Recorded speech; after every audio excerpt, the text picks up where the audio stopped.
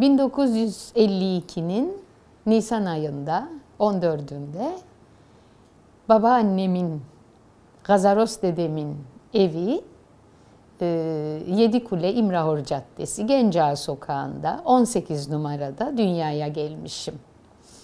Bu evde babam ve amcam da doğmuşlar. Gazaros dedem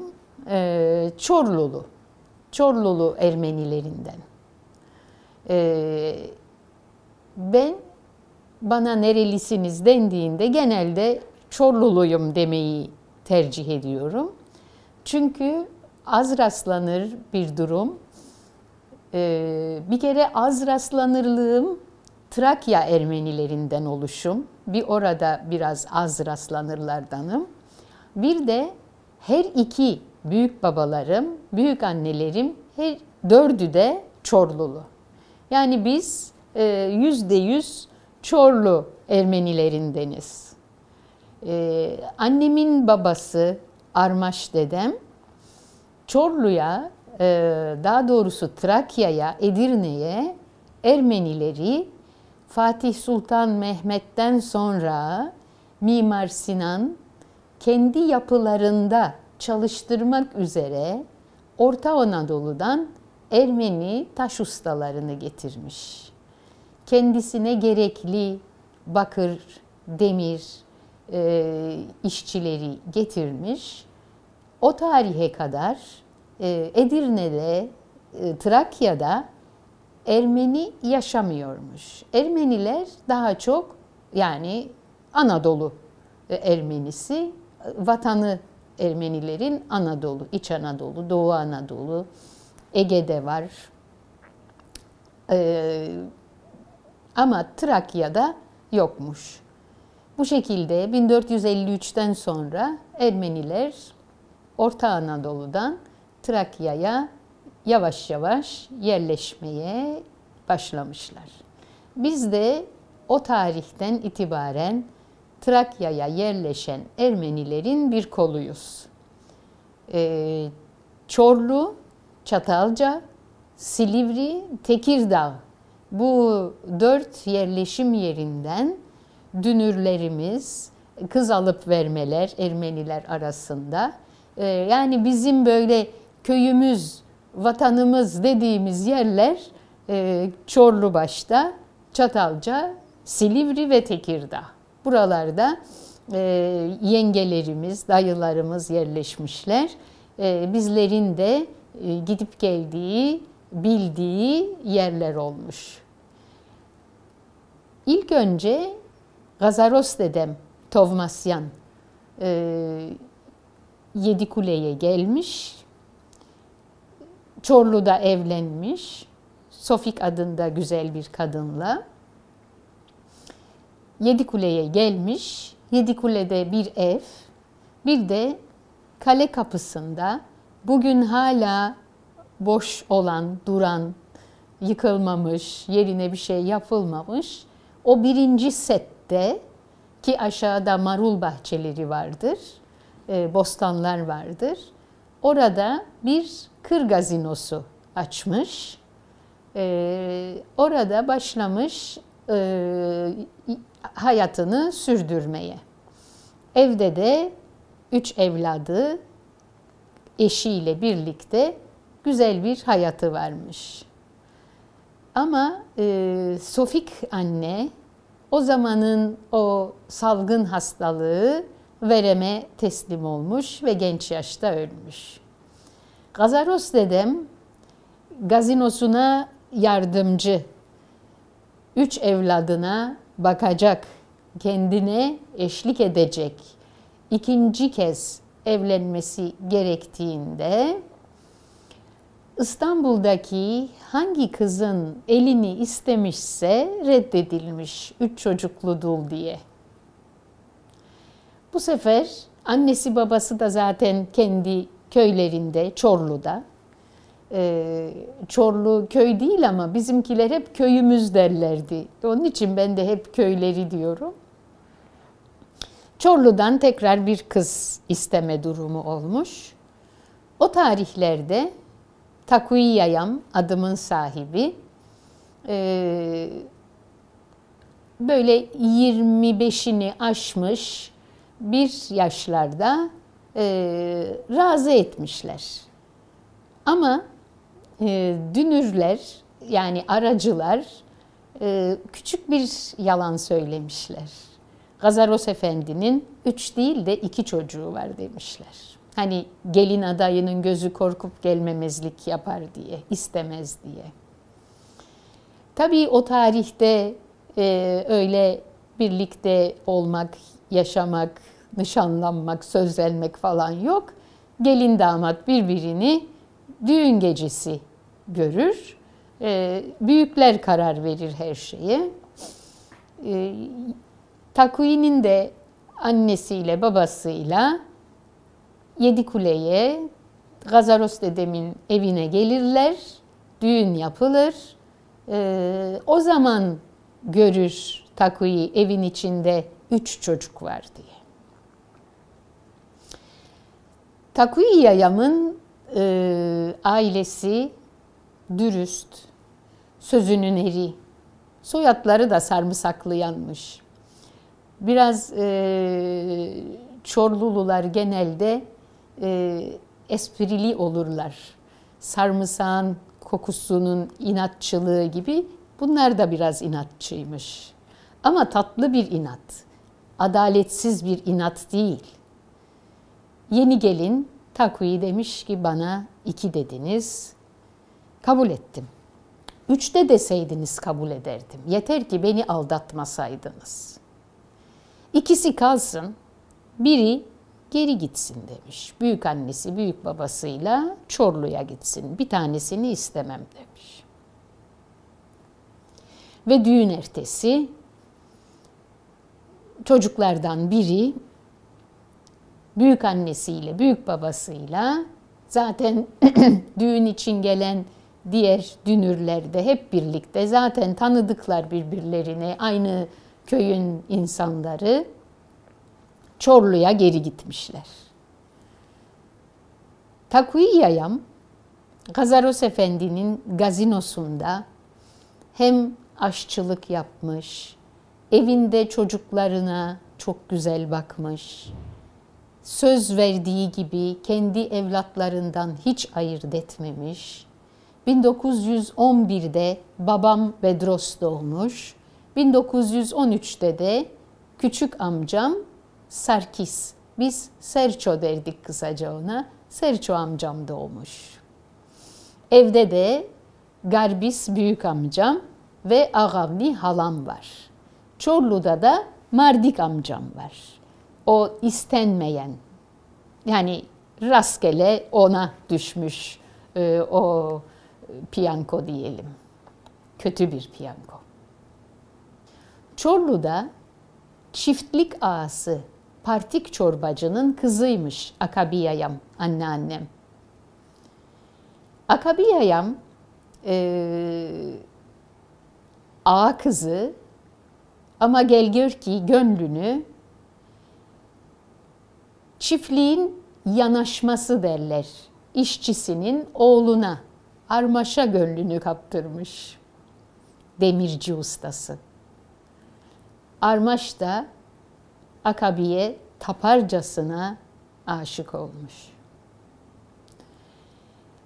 Ailenin dengesi birbirini tutmuyor. Hani dünürlük yapacak. Ama ailede böyle bir hikaye daha varmış. Büyük kalabalık bir aile, 30 küsür kişilik bir çiftlik ailesi. Ağa evlatları bunlar.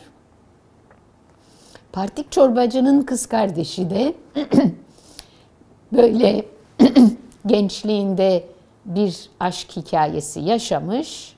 Ama büyük baba dengi değil deyince bu evlilik gerçekleşmemiş.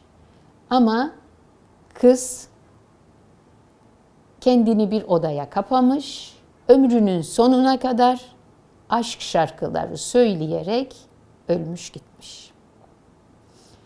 Sıra gelmiş Akabi ile Armaş'ın aşkına. Partik çorbacı artık bir aileye bir çılgın yeter demiş. Bu evliliğe müsaade etmiş. Akabinde Armaş evlenmişler ama Çorlu'daki çiftliği bırakmışlar, ayrılmışlar oradan. Çatalca'ya yerleşmişler.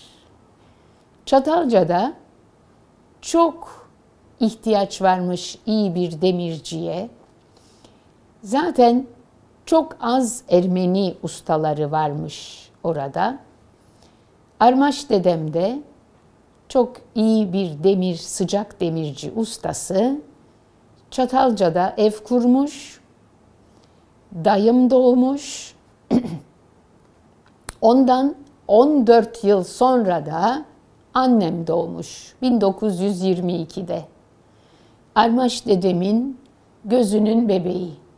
Anne, baba kız birbirlerinin çok sevgili olduklarını herkes söylerdi. Annem de söylerdi. Anam anamdır ama babamı çok severim diye. Çok düşkünlermiş birbirlerine. İstanbul'da Yedikule'de Takviye Yayam, Gazaros dedem oturuyorlar ve tabii ki biliyorlar ortalığın çok karıştığını. Ama tabii şimdiki gibi değil haberleşmeler. Aradan aylar, seneler geçiyor bütün bu haberler yayılana kadar. Takviye Yayam ağır bir vicdan azabıyla yaşıyor yaşadığı onca yılı. Çünkü evlatlarından birinin kaybolmasına neden oluyor. Evet, büyüklerini kaybediyorlar. Kuzenlerini, dayılarını, bütün akrabalarını kaybediyorlar. Ama bir tek o Mardik'in kaybolmasına Takviye Yayam'ın sebep olduğunu kendi o şekilde düşündüğü için vicdanı son derece rahatsız oluyor. Yani hayatında babam öyle anlatırdı. Ölene kadar Mardik, Mardik diye kendini eritti, tüketti. Aradan 1915'ten 3 yıl geçiyor üstünden. Buraya çok yakın Samatya Surp Kevork Kilisesi Ermenilerin büyük kiliselerinden bir tanesidir. Bahçesi çok büyük, avlusu çok geniş. Anadolu'dan, Suriye'den, Derzor çöllerinden sağ kalanlar, sakat, hasta, kimsesiz, yavaş yavaş geri gelmeye başlıyorlar. Takviye Yayam 1918'de, 19'da böyle 6-7 yaşında olan babamın elinden tutup her duyduğunda Samatya Surp Kevork Kilisesi'ne yeni bir kafile geldi diye duyduğunda koşarak geliyor, bakıyor o perişanların içinde, anlatıyor Çorlu'dan, Mardik, işte şu yaşlardaydı, gören var mı, bilen var mı? Hiçbir netice alamıyor. Bu böyle 3 yıl sürüyor. Babam 3 yıl daha büyüyor. Bunları çok iyi hatırlıyor. Her seferinde annesiyle birlikte bir heves, bu sefer Mardik'i bulacağız diye koşup geliyorlar Samatya Surp Kevork Kilisesi'nin avlusuna. Ama kolu kanadı kırık, omuzları düşük, geri dönüyorlar, bulamıyorlar. 1957'de ben 5 yaşındayken Takviye Yayam öldü. 8-9 ay annem babam anlatır. Ben çok hatırlamıyorum tabii ki. Sarkom hastalığına tutuluyor. Sarkom bildiğimiz kemik kanseri. O zamanki tedaviyle Sabah akşam doktor morfin yapıyor ağrılarını hissetmemesi için. Başka bir çaresi yok. Kemik ağrısı dayanılır gibi değil. Sadece önce hafif başlıyor morfin dozu, gitgide yükseltiliyor. Morfini yapan da yine Yedikule'de bizim sadıçımız Kerem dişçi Kerem Kibarya'nın oğlu Yetvart Kibar. Yetvart Kibar da o tarihte genel cerrah. Henüz daha mütehassıslığını da almamış, uzmanlığını almamış. Her sabah uğruyor. Onlar caddede, İmraor Caddesi'nde çok güzel bir tahta bina evde otururlardı. 3,5 katlı. Her sabah Yedikule Ermeni Hastanesi'ne giderken uğruyor. Zaten her zaman uğrak yerleri Takuya Hanım'ın hatırını sorarlar. Morfinini yapıyor, gidiyor.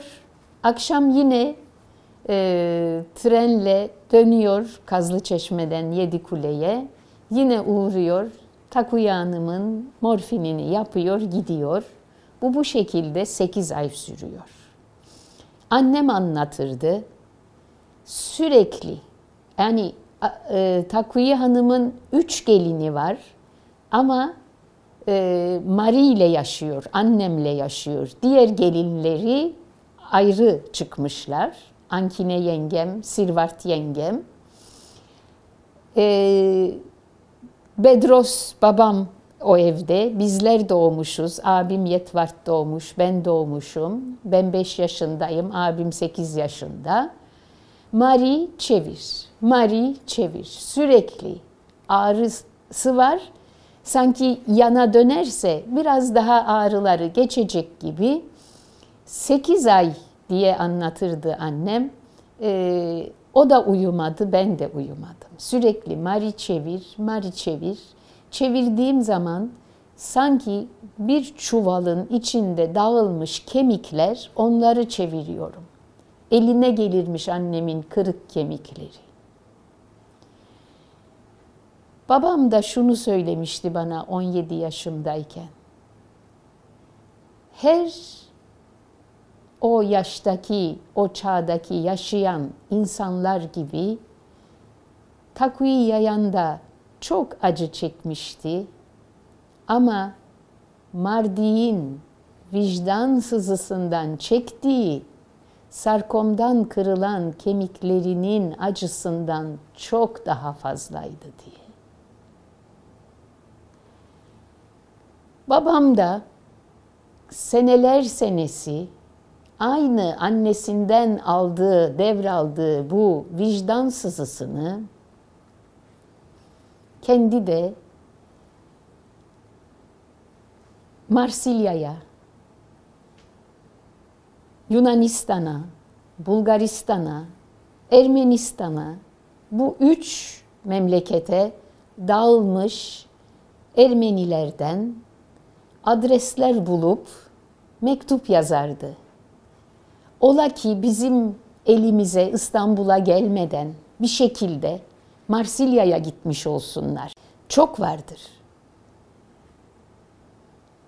Ama hiçbir yazdığı mektuptan, hiçbir adresten olumlu cevap alamadı.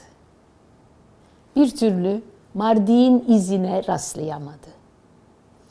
Babam Çukacıhan'da mıhlayıcı ustasıydı. Altının üzerine elmas mıhlardı. Saray işi diyelim. Bugünkü mücevherlere benzemeyen bir işçilikle. Gözlüğünün üstünden bir de lup, büyüteç takıp bakardı. Elmasın üzerine altını ısıta ısıta çevirir, üstüne kenarlarını kapatır ve onu o şekilde incelerdi. İyi olmuş mu, doğru olmuş mu diye. Bir gün o lupla baktığı gözünü kaybetti.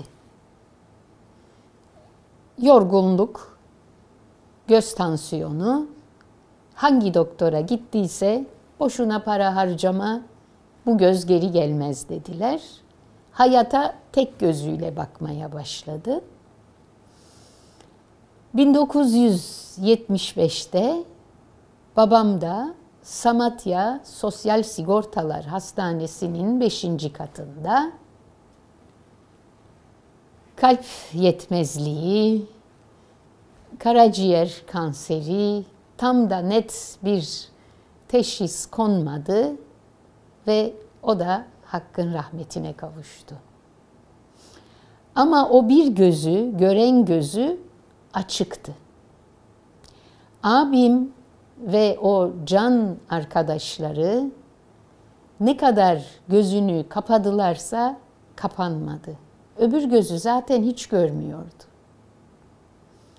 O da Mardi'yi bulamamanın, o annesinden aldığı ağır vicdan sızısının tesiriyle bir gözü açık gitti öbür tarafa. Seneler geçti. Babamın bana anlattığı, naklettiği, adımın sahibi Takviye Yayam'ın vicdan sızısı, babamın açık giden gözü hep gözümün önüne geliyor.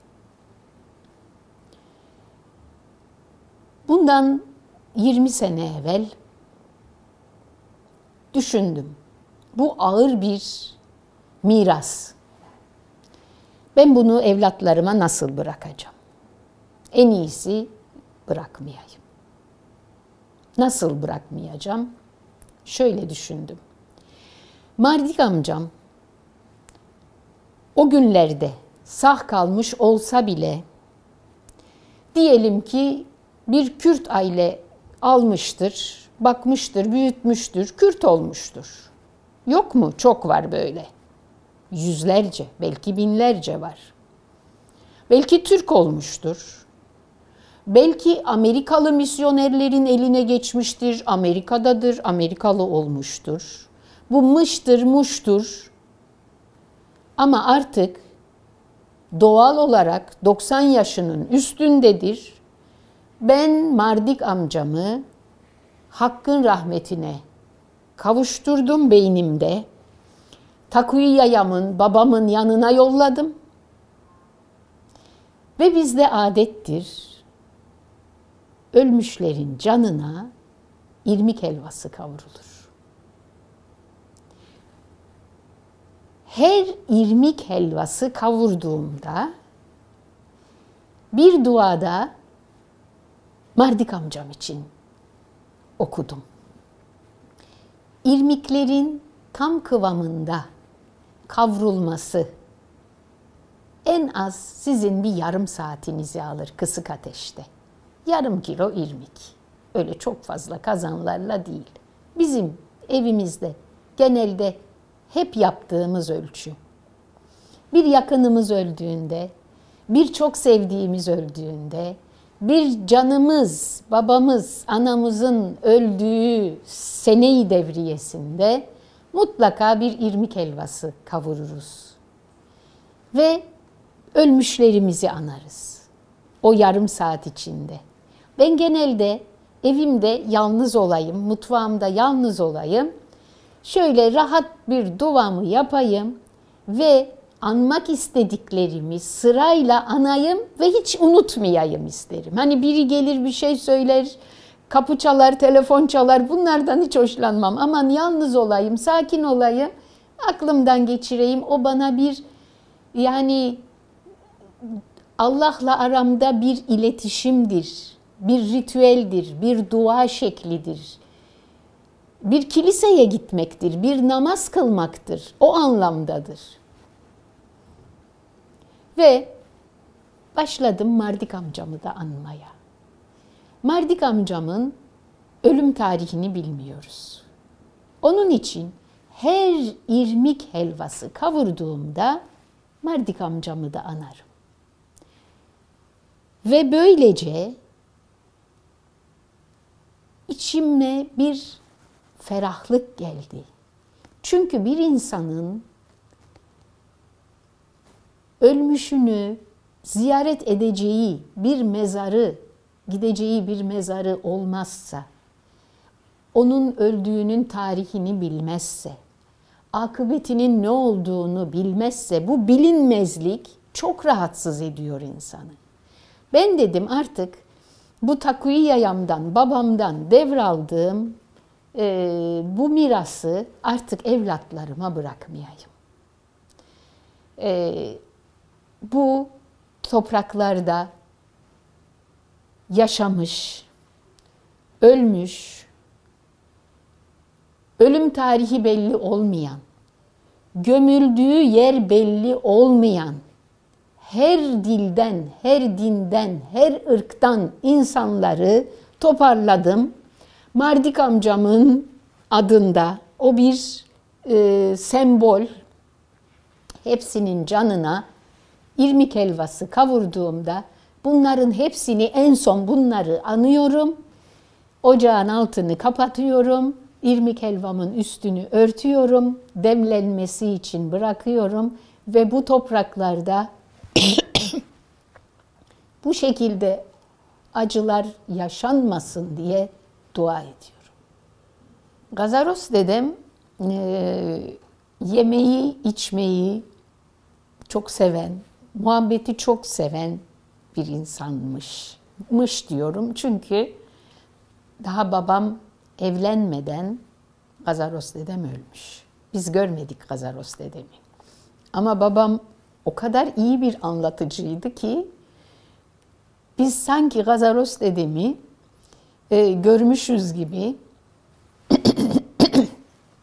bize kalmış birkaç tane fotoğrafıyla o fotoğrafları gözümüzde canlandırarak babamın anlattıklarını da üstüne koyarak görmüş gibi, film şeridi gibi gözümüzün önünde her zaman. Yedikule Kale kapısındaki o marul bahçelerinin üstündeki birinci sette derme çatma o zamanın gazinosu, bir kır gazinosu. Tahta sandalyeler, tahta masalar. Mevsiminde insanların marul yemeye geldiği, bugün böyle biraz masal gibi anlattığımız bir şenlik, yani bir ritüel. Bir yere gidiyorsunuz özel olarak marul yemeye. Kanlıca'ya gidiyorsunuz yoğurt yemeye. Yani böyle İstanbul'un kadim semtleri vardı, yemekleriyle anılırdı. Yandım Çavuş'a gidiyordunuz köpüklü ayran içmeye.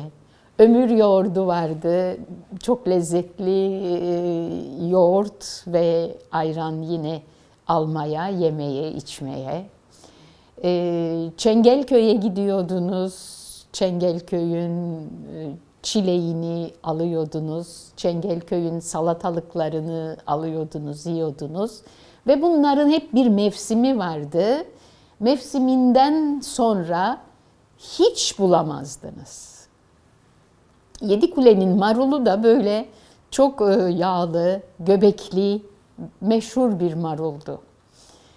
Şimdilerde bazı gönüllü çevreci dostlar o Yedikule marulunun tohumunu çoğaltma, dağıtma gayret ediyorlar.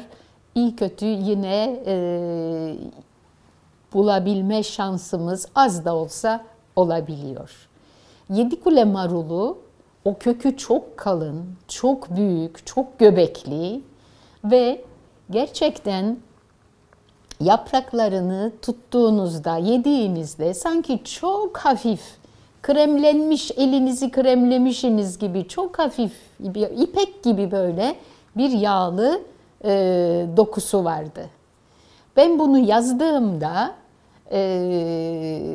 çok şaşırdı insanlar. Nasıl yani marul, yeşil salata nasıl yağlı olabilir? Biz genelde işte limonunu, salatasını üstüne koyarız. Ama hayır, anlatmak zorunda kalıyordum. İnceden inceye anlatıyordum ki Yedikule'nin marulu yağlıydı, göbekliydi.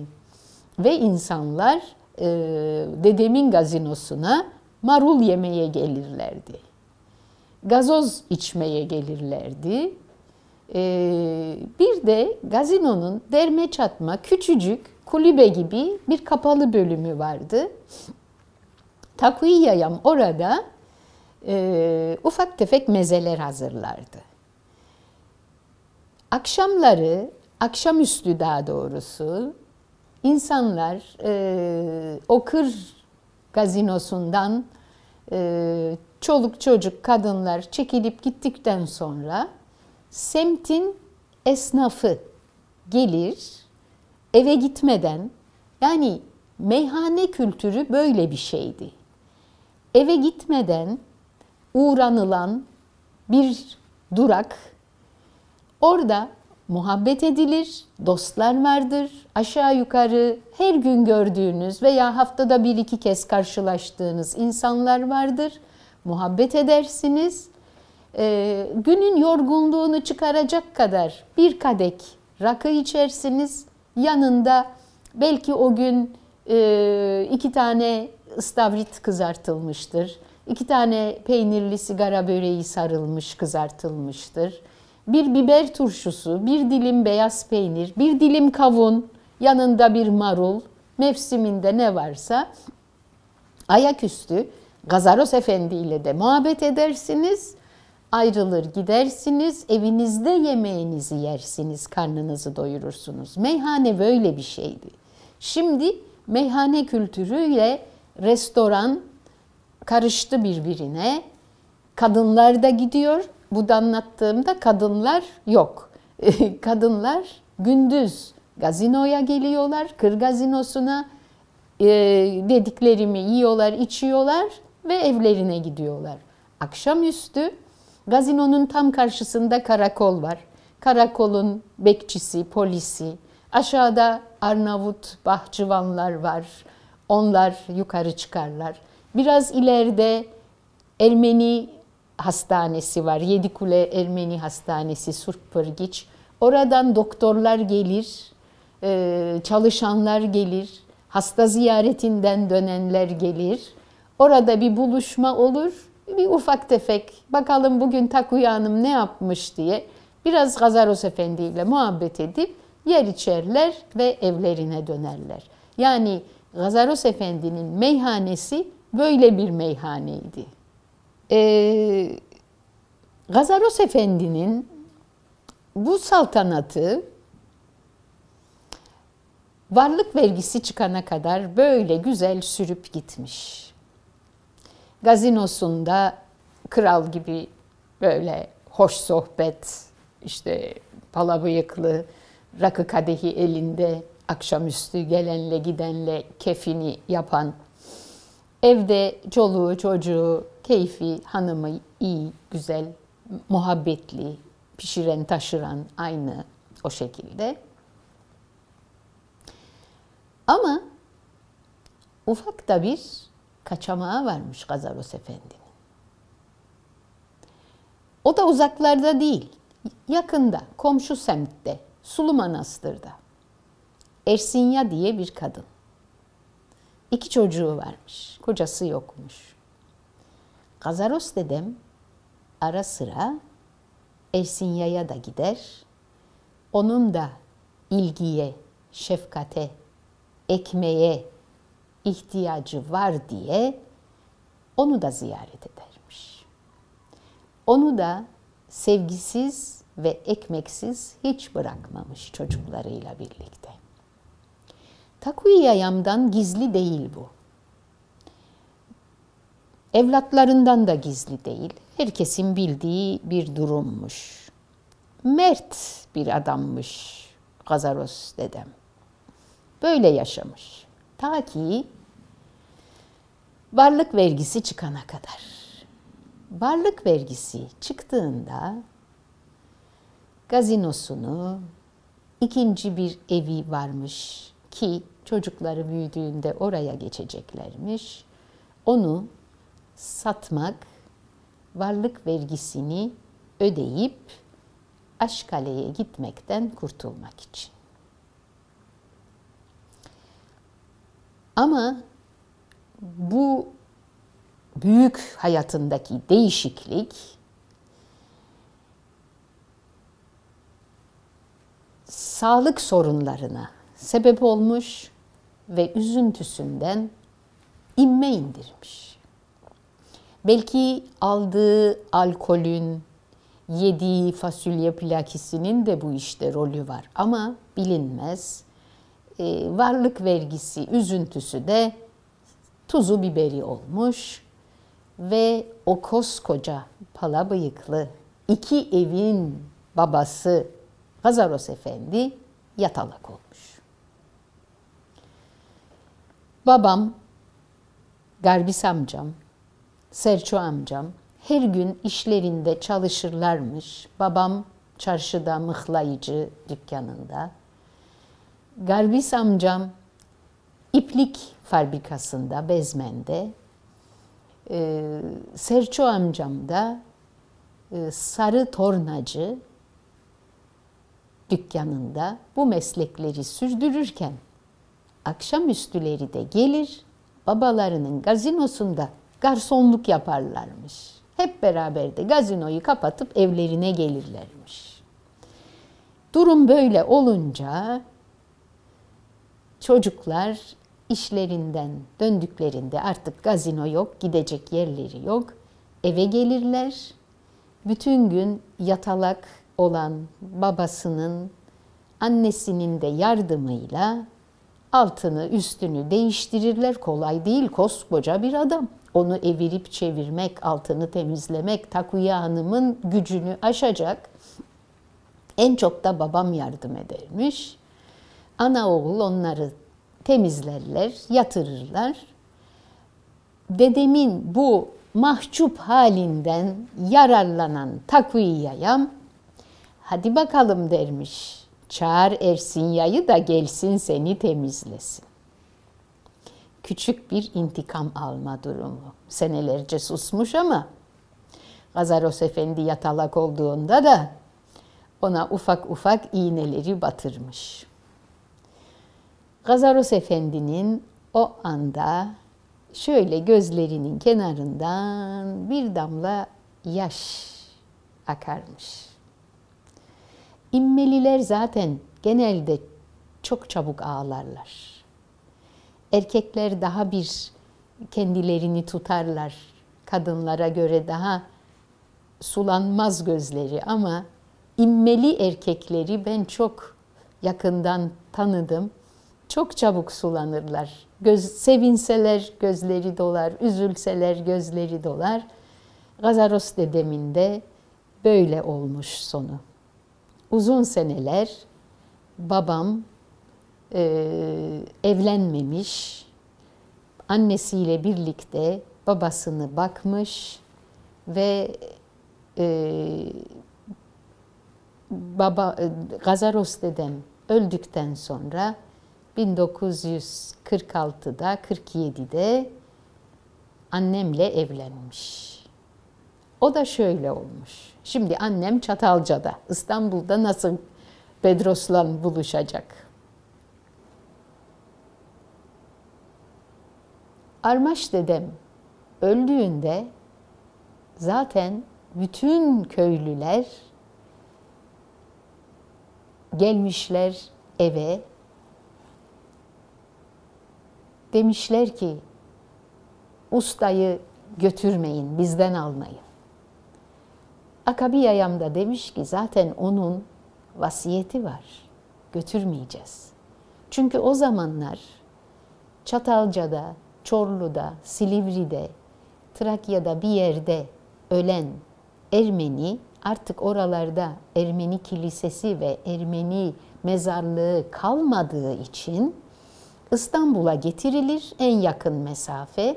İstanbul'da kilisede ayin yapılır, mezarlıklar var, uygun bir yere gömülürdü. Ama Armaş dedem o kadar Çatalcasını seven bir insan ki ve oranın yerlisini, köylüsünü, çünkü saban yapıyor, biçer döver yapıyor, demirci ustası, sıcak demirci ustası, köylünün can dostu. ne isteseler yapıyor. Çünkü çok büyük, yani sırf bir hani demiri dövmek, bir bıçak yapmak, bir çivi yapmak değil, makine yapıyor. Öyle bir ustalığı var. Çok seveni var. Hepsi birden Armaş dedemi, o zaman var olan, şimdi yol geçtiği için yerini kaybettiğimiz Müslüman mezarlığının çok kenarında bir yere İmam Efendi'nin iştirakiyle, gönüllü gelerek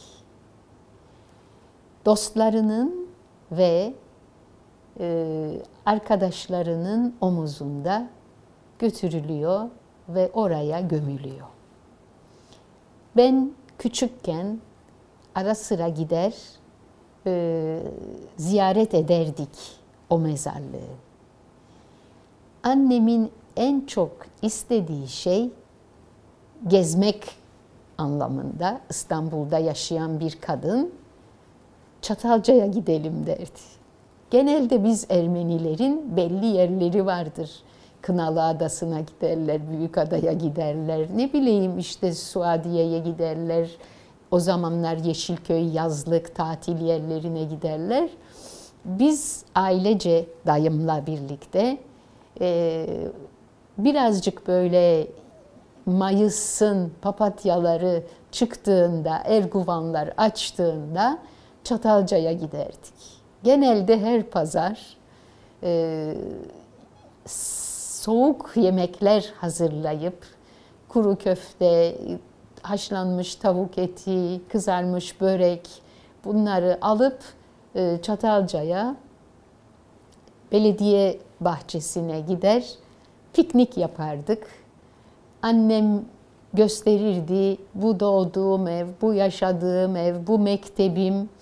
Onları gösterirken patriot komşuları vardı. Çünkü Rumlar gidince annemin çocukluğunda, mübadelede Rumların yerine patriot komşular gelmiş Yunanistan'dan. Ve onlarla çok yakın olmuş, sınıf arkadaşı olmuşlar. Onlar camlardan dışarı sarkarlar, o Mari gelmiş diye içeri alırlar, oturturlar. Neleri varsa cevizdi, karpuzdu, böyle kır ikramları yaparlar ve gönderirlerdi bizi bu şekilde. Yavaş yavaş her gittiğimizde o ölmüş, ötekinin evi yıkılmış, öteki gitmiş, öteki bilmem nereye gitmiş derken annemin kimsesi kalmadı. En son büyüdüğü evin de yıkıldığını görünce bir daha artık gelmem dedi. Son olarak Ferhat Paşa Çeşmesi'nden de bidonlarla su alırdık. Çatalca'nın suyu meşhurdur, çok güzeldir. Doğası çok güzeldir, dağlıktır böyle. O son olarak Ferhat Paşa Topuklu çeşmelerinden de sularımızı aldık geldik ve bir daha annem gitmek istemedi. Ve biz de artık Çatalca'ya gitmedik. Görecek ne bir tanıdığımız ne de annemin yaşadığı ev kalmıştı, yıkılmıştı. Bir daha gitmedik. Annem İstanbul'a o 15 günlük toparlanma müddetinde annesiyle, yengeleriyle hep birlikte, dayım onları, büyük dayımla birlikte giderler, alırlar ve gelirler Topkapı'ya yerleşirler. Takviye Yayam bu arada kocası ölmüştür, babam 36 yaşına gelmiştir. Ama Takviye Yayam o kadar böyle sevdiklerine çok sıkı bağlı ki, Çorlusuna da çok bağlı. İlle de der ki Çorlulu bir gelin alacağım. Büyük evlenmiştir Çorlulu olmayan bir kadınla. Küçüğün bir sevgilisi vardır. Ona da bir şey sözünü geçiremez. Ortanca babam kalmıştır elinde 36 yaşında. Bedros'a ille de Çorlulu bir kız alacağım derken bir tesadüf Akabi ile karşılaşır. Akabi der ki işte benim 25 yaşında bir kızım var. O der ki benim 36 yaşında bir oğlum var. Hemen bunlar birbirleriyle dünür olmaya söz verirler. 11 yaş arayla, yaş farkıyla Marie ile Bedros'u 1947'de evlendirirler. Takviye Hanım'ın Yedikule Gencağa Sokağı'nda 18 numaraya annem gelin gelir. 1949'da abim Yetvart doğar. 1952'de de ben doğdum. Babamın da doğduğu Takviye Yayam'ın o 3 katlı tahta bina evinde. Tahta bina evimiz çok güzeldi. Ben böyle dersem siz sakın bir tahta bina konağı düşünmeyin. Küçük bir dar cephesi olan bir ev, 2 kapısı vardı. Birinci kapısı şöyle 8-10 basamakla dönerek üst kapı, tahta bir kapı, sarı tokmakları vardı. Çevirdiğinde çıngır çıngır çalan bir zili vardı çevirmeli. O merdivenin altında da küçük bir demir kapı vardı. O Takviye Yayam'ın katına girmek için, bodrum katına girmek için kullandığımız, daha çok hep onu kullandığımız, her zaman açık olan demir kapıydı. Onun yanındaki oda Takviye Yayam'ın odasıydı. Arkada kocaman bir mutfak vardı. Sarnıcımız vardı. Odunluğumuz, kömürlüğümüz vardı. Erzak depomuz vardı. Sabunumuz, zeytinyağımız, unumuz, pirincimiz, gaz yağı bidonu vardı. Çamaşır teknesi vardı o koskoca mutfakta. Hamur yoğurma teknesi vardı ve odun yanan ocaklar vardı. Üstünde islenmiş tencere, bakır tencerelerle yemek kaynatılırdı. O odun ocağından kor olmuş ateşi mangala çekerdik ve Takviye Yayam'ın odasını ısıtırdık o mangalla. O mangalın başında Takviye Yayam sürekli kahve pişirir, gelene gidene bakır cezvesiyle kahveyi özellikle biraz da ateşe düşürür, birkaç şey serperdi böyle ki kahve koksun ortalık.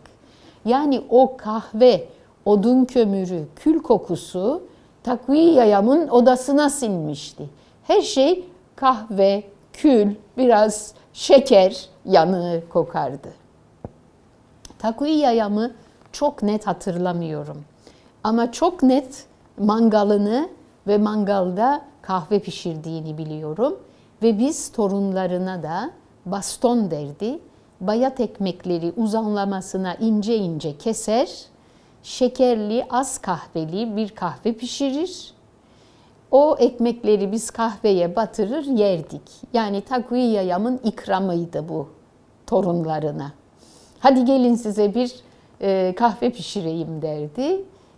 Ve bizleri sediri vardı, ot sediri, minderlerle, ot minderlerle dayalı döşeli. O sedirde oturup sulu birazcık tatlı bayat ekmekleri batırıp yediğimiz o kahve lezzeti ve mangal, Takviye Yayam'ın silüeti gözümün önündedir. Ama o hastalığını falan hiç hatırlamıyorum. Oysa ki hep yatağının içindeymişiz. Ama onlar silinmiş o. Yani Takviye Yayam'ı hep böyle siyah elbiseli, hep siyah giyerdi. Bir adetleri vardı Çorlulu kadınların. Mutlaka eşleri öldüklerinde asla renkli bir daha giymezlerdi. Başlarına çember derlerdi. Siyah bir ipekten veya pamukludan siyah oyalı bir başörtü bağlarlar ve bir daha asla evlenmezlerdi. Bunun şakası bile yapılmazdı. Hatta derlerdi ki Çorlulu Ermeni kadınlarının eşlerine olan sadakatleri anlatılmak için nişanlı bir kız varmış. Nişanlısı ölmüş. Bağlamış bir siyah çember başına, siyahları giymiş, bir daha evlenmemiş ve hiç siyahları da üstünden çıkarmamış. Bu hikaye yani Çorlulu kadınların eşlerine olan sadakatlerini anlatan bir hikayeydi. Takuyi Yayam'da, Akabi Yayam'da ben hiç dede görmedim. İkisini de hatırladığım hep o siyah kıyafetleri, çorapları siyah, terlikleri siyah.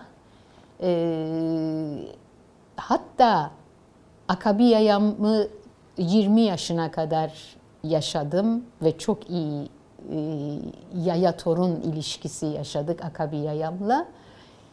Gözlük kabının içindeki kadife örtüsü bile siyahtı. Her şeyi simsiyahtı. Ama zamanla aşınmış, siyahlığını biraz yitirmiş ama yine de o bağlılıkları sevdiklerine, eşyalarına, siyah kıyafetlerine sonsuz bir bağlılıkları vardı. Sanki o siyahı çıkarırlarsa eşlerinden bir daha ayrılacaklarmış gibi bir duyguları vardı. Onun için giymişlerdi ve bir daha asla hiç çıkarmamışlardı. Takuyi Yayam'ın bu koskoca mutfağında şenlik hiç bitmezdi. Bitmesini de zaten hiç istemezdik. Yedikule, tabii bu benim anlattığım tarihlerde şimdi sizin bildiğiniz sahil yolu yoktu. Bazen böyle sizin gibi gençlere anlattığımda böyle inanılmaz bakışlarla karşılaşıyorum. Şimdi Yedikule surları, denizin kenarında, Samatya'daki surlar, Yedikule'deki Ermeni kilisesi yalıydı.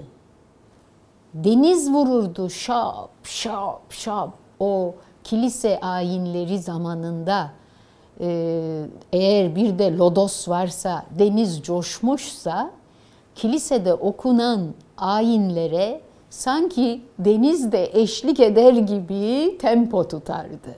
O kadar hoştu o kilisede ayin dinlemek. Şimdi ben bir kiliseye gittiğimde inanın bana bir şey eksik geliyor. O çocukluğumda denizin uğultusu şimdi yok.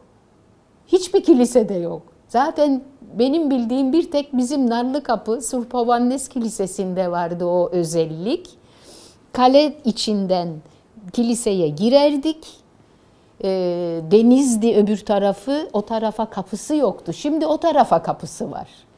Yolun üstünde Yedikule'den geçerken dikkatinizi çekebilir beyaz bir yapıdır. Önünde park alanları, otoparkı var, yollar var.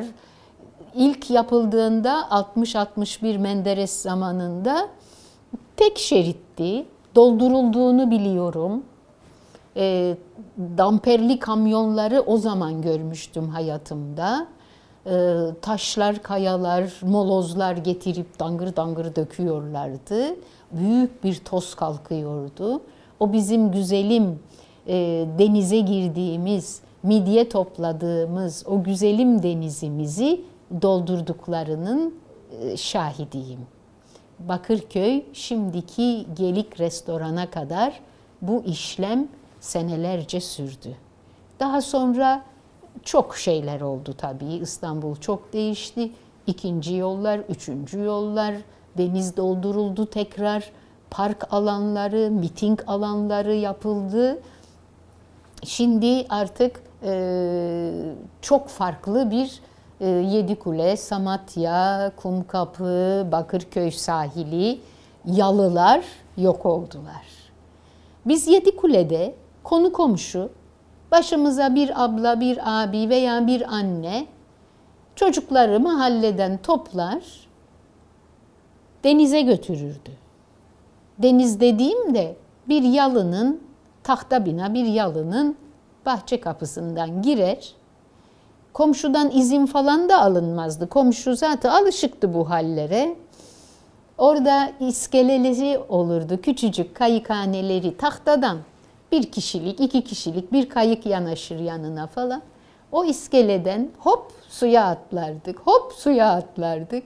Mis gibi tertemiz bir su.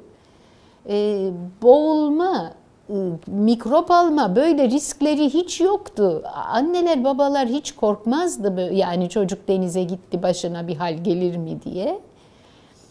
O denizin içine saplanmış tahta iskelenin kazıklarından da midye toplardık. Midyeleri şöyle bir eteğimizin içine toplar veya yanımızda bir file torba varsa içine doldurur götürürdük eve.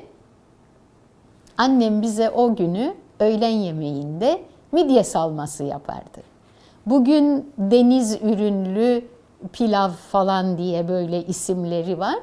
Biz ona midye salması derdik. Ve çok güzel bir yemekti. Evde ne varsa, pirinç veya bulgur olabilir. Sulu sulu böyle 1-2 soğan kavrulur zeytinyağında. Pirinci bulguru atılır. Midyeler kontrol edilir. Midyelerin böyle o kazığa yapıştığı yerde bir böyle püskül gibi bir yeri vardır. O çıkarılır, açılır, içi kontrol edilir, inci var mı yok mu diye. Tertemiz zaten. Onlar böyle fokur fokur pilav pişerken diyelim, midyeler de içine salınır. Çocuklar yiyecek diye fazla biber atılmaz ama hatırı kalmasın diye birazcık karabiber, bolca tarçın atılır. Varsa evde maydanoz konur ve sıcak sıcak lapamsı, hani şimdi risotto falan diyorlar ya, şimdi çok gülmem geliyor benim bu yemek tariflerini okuduğumda veya seyrettiğimde. İşte size şahane yerli bulgurdan, yerli pirinçten, Marmara Denizi'nin o mis gibi midyesinden şahane bir öğlen yemeğiydi. O gün masaya çatal kaşık getirilmezdi. Ortaya boş bir tabak konurdu. Salataya da ihtiyaç yok.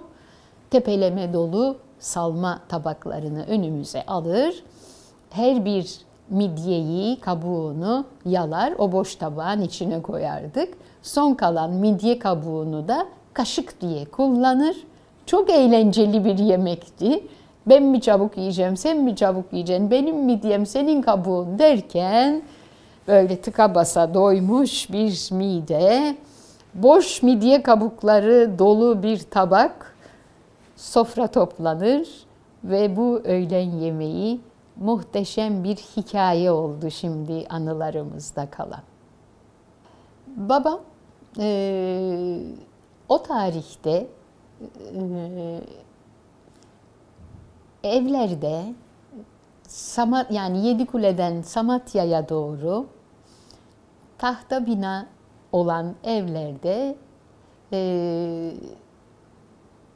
böyle bir takım kadınlar varmış ki bugünün kreş dediğimiz semtin çocuklarını, okul öncesi çocuklarını alır, oynatır, eğitir, konuşur, çocuklarla ilgilenir. Bu kadınların adı Varbet Dudu.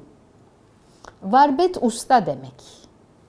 Dudu da büyük anne anlamında kullanılan bir deyim.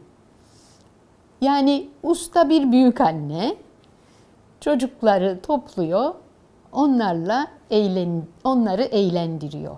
Evin bahçesi var. Tabii ki 100 yıl öncenin oyuncakları ne olabilir? Tahtadan, oldukça eskimiş tahtadan bazı oyuncaklar ve kumaştan, örgüden yapılmış bez bebekler kız çocukları için. Böyle babam ve amcalarım Varbet Dudu'ya gitmişler 3-4 sene. Sonra Samatya Sahakyan İlkokulu'na gelmişler okumaya. O zaman yani muhitler, insanlar birbirini tanırlar, korkuları yok, daha güvenli yaşam şartları. Yani bugün 2. sınıf bir çocuğu biz trenle bir başka semte yollayıp ilkokula gitmesini mümkün değil. Okullarda biliyorsunuz servisler var. Muhit uzaklara götürüp getiriyorlar çocuklarımızı. Ama babamın zamanında öyle bir durum yok. Yedikule'den trene binerler, Samatya'da inerler ve arkadaşlarla hep birlikte Samatya'ya gelirler, Sahakyan Okulu'na.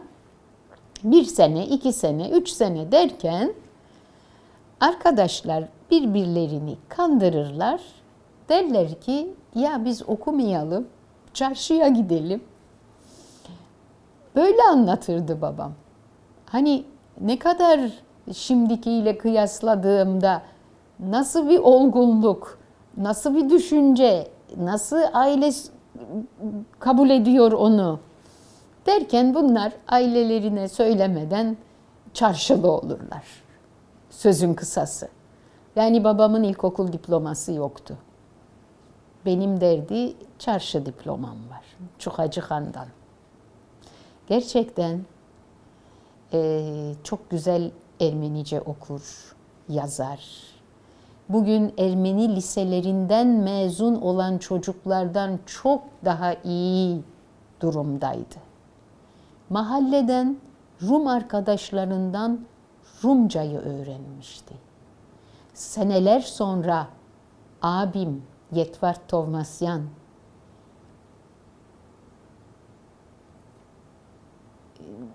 üniversiteye girdiğinde klasik filoloji okuduğunda Yunanca ders yaparken babam ona yardım ederdi oturduğu yerden. O öyle değil böyle söylenir derdi. Abim şaşırırdı. Nereden biliyorsun sen diye. Biz derdi sokaktan öğrendik yani. O kadar Yedikule Rumlukmuş ki biz görmedik tabii. Sokaktan, çarşıdan, alışveriş yaptığı Monsieur Zoto'dan, Monsieur Yani'den biz böyle babam anlatırdı, bahsederdi ve gerçekten babam Rum komşularıyla muhteşem Rumca konuşurdu ve onlar da babama çok saygı duyarlardı kendi dilini konuşuyor diye. Böylece babam usta yanında 19 yaşına kadar mıhlayıcı, önce çırağı, sonra kalfası olur. 19 yaşında da ustalığını verir ustası ona.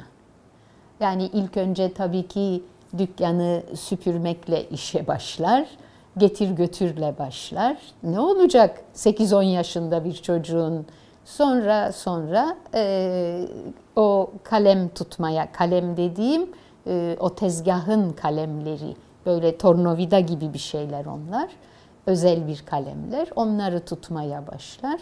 Derken bir şeyler mıhlamayı öğrenir ve bu şekilde 19 yaşında ustası ona usta olduğunu söyler. Hani bir üniversite diploması gibi.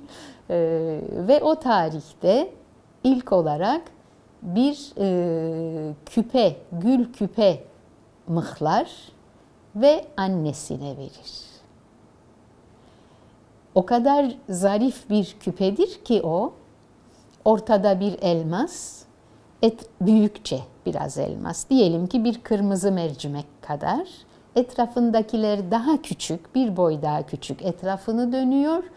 O büyükle orta göbekle etrafındaki elmasların arasında da gözle görülmesi çok zor bir çizgi gibi lacivert minik minik taşlar var.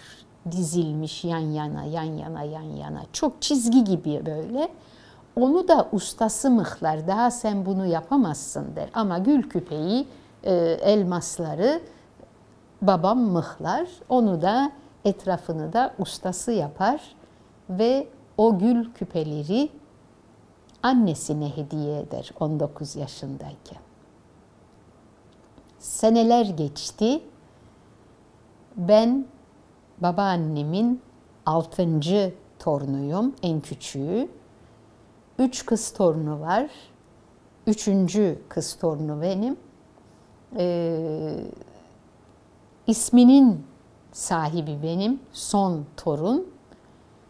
Ve anneme der ki, aslında abimi Yetvart'ı çok sever. Gözünün nurudur, o kadar çok sever onu. Bir de bir evde yaşıyoruz biz. Öbürleri hani çok yakında ama biz bir evde yaşıyoruz. Kucağında yaşıyoruz, yatağında yaşıyoruz. Yetvart'ı çok seviyorum ama der, ona verirsem karısı takacak. Kadın da ne diyecek? Kaynanamın kaynanasının küpesi. Ben bunu kızıma vereyim de der. Yayamın küpesi deyip, adımın sahibi yayamın küpesi deyip takar, daha bir kıymet verir anısına der. Ve o şekilde o küpeleri anneme takar. Annem de iyi günlerde tabii birkaç kez taktıktan sonra hayatında ben evlendiğimde düğün hediyesi olarak babam onları duvağımı açtı ve bana taktı. Bu babamın 19 yaşında ustalık mertebesine geçtiği, annesine yaptığı gül küpelerin hikayesi. Babam ailesine, akrabalarına çok düşkün bir insandı. Hikayeye, aile hikayelerine çok düşkündü. Çorlulu oldukları için annemin akrabalarını da çok iyi bilir. Onlarla çok oturur, çok muhabbet eder. Annemin dayılarıyla çok muhabbetliydi. Onları dinler, onlarla çok böyle baba-oğul ilişkisi yaşardı. Bu insan sevgisi yemek sevgisiyle de iç içeydi. Yani babamı düşündüğümde hep böyle bir alışveriş telaşı, getirip ayıklama telaşı, yıkama telaşı, hazırlık telaşı, hep böyle bir şeyler canlanıyor gözümde. Babamın oturup bana bir su verir misin, bana bir kahve pişirir misin dediğini ben hiç duymadım. Hoş annem de söyleten bir kadın değildi. Söylemeden yapardı her şeyi. O da bambaşka bir kadındı ama yani hep birlikte yoğrulurlardı mutfakla sofra arasında. Babam gibi dayım da öyleydi. Büyük dayılarım, koca dayılarım, annemin dayıları da böyleydi. Bizim yani bir de iki dünürün anlaşması çok güzeldi. Yemek kültürü aynıydı, yaşam kültürü aynıydı, hayata bakış açıları aynıydı. Hep birlikte olalım. Maksat bir araya gelmek, muhabbet etmekti. Yemek bahaneydi. Herkes ne pişiriyorsa onu alır gelir. En büyük kadın Takviye Yayam olduğu için Takviye Hanım'ın evinde toplanılır. Lükse kaçılmazdı. Herkes neyi en iyi yapıyorsa onu yapar, getirir. Kutlama günlerimiz, isim günlerimiz, bayramlarımız, dini bayramlarımız bu şekilde yapılır, bitirilirdi. Bir bayram sofrası için bir hafta öncesinden hazırlık başlardı. Önce ev temizliği, işte sarı kapı kulpları kaolla ovalanacak, parlatılacak, gümüş kaşıklar ovalanacak, parlatılacak, muşambalar silinecek, divan örtüleri yıkanacak, perdeler inecek, danteller kolalanacak, yer yerinden oynayacak, tahta merdivenler Arap sabunuyla fırçalanacak. Olağanüstü böyle bir evde bir hareketlilik. Haftanın yarısı temizlikle, haftanın yarısı da yemek hazırlığıyla geçerdi. Alışveriş tabii başta olurdu. Deniz ürünlerine çok düşkündü babam. Eve tenekeyle, teneke diyorsam nasıl bir teneke? Poşet yoktu. Balık fileye konmaz. Yağ tenekeleri, gaz tenekeleri de atılmazdı. Böyle 10 kiloluk, 20 kiloluk tenekeler açılır, boşaltılır, içi bitirilir, içindeki malzeme. Sonra açıldığı yer iyice çekiçle dövülür ki elini kesmesin. 2 tane delik açılır, 2 karşılıklı yerinden bir tel takılır veya bir sicim takılır. O bir kova haline gelir. Ondan balıkçıdan balık alınırdı. Tenekeyle dediğim o teneke eve gelirdi. Karma karışık her tür balık olurdu içinde. Biz böyle bir çeşit balık almazdık. Ağdan ne çıkarsa. Hani kısmette ne varsa der balıkçılar. Yedikule öyle bir yer. Samatya öyle bir yer. Kumkapı öyle bir yer. Garbis amcamın eşi Ankine yengemin akrabalarının çoğu balıkçıydı Kumkapı'da. Öyle ki eve balık tenekeyle gelirdi. Her türlü balık haşlamalı, buğulamalı, kızartmalı ayrılır. Tabii ki buzdolabı yok. O gün tüketilecek. Nasıl tüketilecek? Akrabalar çağrılacak, Mari kızartacak, Bedros etrafta dolaşacak, salatasıydı, turpuydu, her şeyiydi. Marul bahçelerinden, Yedikule'den seyyar satıcılar vardı sokak aralarında. Küçük kırmızı turp, roka, maydanoz, yeşil salata, marul. Bunların hepsini babam kuyudan çektiği sularla yıkar, hazırlar. Bir telaş. İşte Topkapı'dan dayım gelecek, Edirne Kapı'dan Yağıya dayım gelecek. Semtte zaten Garbis, Serço toplanacaklar. Bir balık ziyafeti yapacaklar, bitecek. Bayram dendiği zaman iş değişirdi. O zaman çok daha zengin sofralar kurulurdu. Çünkü bizim bayram önceleri ağır bir oruç ve pehriz dönemimiz vardı. Şimdi o günlerdeyiz yine tarih olarak. Müslüman aleminde Ramazan insanların yapabildiğinin de üstünde daha zengin sofralar kurma şeklinde iftar masaları hazırlanır. Hristiyanlarda tam tersi, çok mütevazi. Ve de tamamen vegan olunur. Bu bayram öncesi oruç ve pehriz diyorsak, pehriz o anlamda pehriz. Hayvani gıdaların hiçbiri sofraya gelmez. Dahası mutfağa gelmez. Bu aylarda bakır tencereler kalaylanır. Özellikle bu pehrize başlamadan önce ki en ufak bir protein kalıntısı olmasın. O kadar titiz bir bayram hazırlığı yapılır. Vegan hazırlığı yapılır. Burada da amaç, çok amaçlı bir kural diyelim, ritüel. Hem bedenimizin arınması hem de hayvanları korumak. Bu bölümü benim çok hoşuma gidiyor düşündüğüm zaman.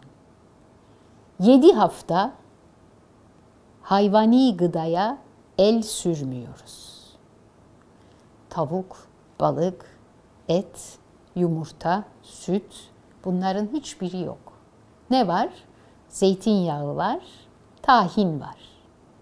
Benim en sevdiğim lezzetler bunlar.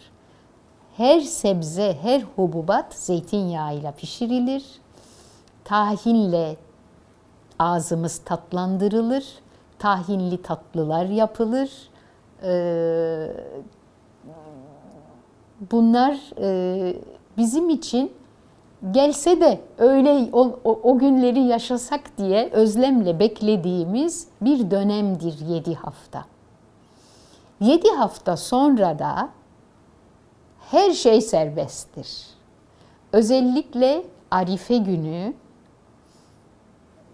balık, yeşillik, yani bolluk bereketi simgeler sofralarımız. Bayram sabahı kilisede ayinden döndükten sonra artık sofralar kurulur. Yani tabiri caizse de hiç kaldırılmaz. Gelen oturur, giden oturur. Yemek saati ise yemek, kahve saati ise kahve, tatlı saati ise tatlı. Sürekli bir böyle ikramlaşma, bayramlaşma ritüeli, kırmızı yumurta, çörek ve birbirinden lezzetli zeytinyağlı yemekler, kuzu, tandır gibi. Herkesin artık elinin becerisi, kesesinin yettiği artık en zengin sofra bayram günü kurulur. Arifesinde ve bayramında. Ama ondan önceki bu 7 haftalık dönem gayet mütevazi ama gayet de sağlıklı. İçki içen içkiyi bırakır, sigara içen sigarayı bırakır. Yani dünyevi bütün zevklerden vazgeçilir. Bu 7 hafta içerisinde düğün yapılmaz. Evlenmek de yoktur. Böyle bir ritüellerimiz vardır. Onun için pehrizin ve orucun dönemi ayrı keyiflidir, keyifli hale getirilir.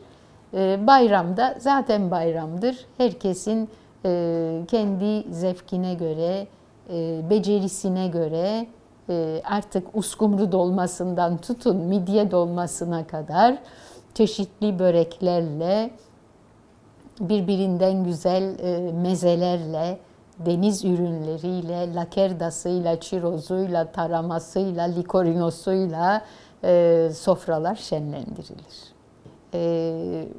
Babam dediğim gibi çocuk yaşta girdiği handan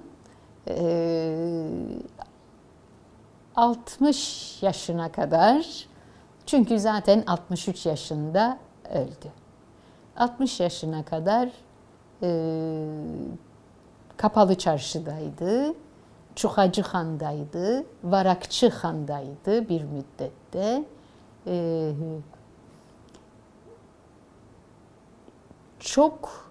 Çok sevdiği, saydığı ustaları anlatırdı. Nasıl sadekarlar vardı, nasıl mıhlayıcılar vardı, nasıl mineciler vardı. Biz bu terimleri çok iyi bilirdik. Babam çok anlatırdı. Kendi çalıştığı odacıkta, biz hep kendi de öyle derdi. Handaki odacığı, alçak tavanlı. Hanın çok geniş duvarları vardır. Yani babamın oturduğu tezgahın yanında küçücük bir pencere vardı. Ama o pencerenin içi bir kanepe kadar genişti. Yani o duvar o kadar genişti. Han duvarları. Hala öyle bugün bu saat oralar. Babamın karşısında hep bir kalfası oldu. Hemen karşısında aynı odacıkta bir tezgah daha vardı. Orada da sadekar 2 usta çalışırdı. Bunlar hepsi kendilerine çalışırlardı. Ama babamın çırağı öyle değil, babamındı.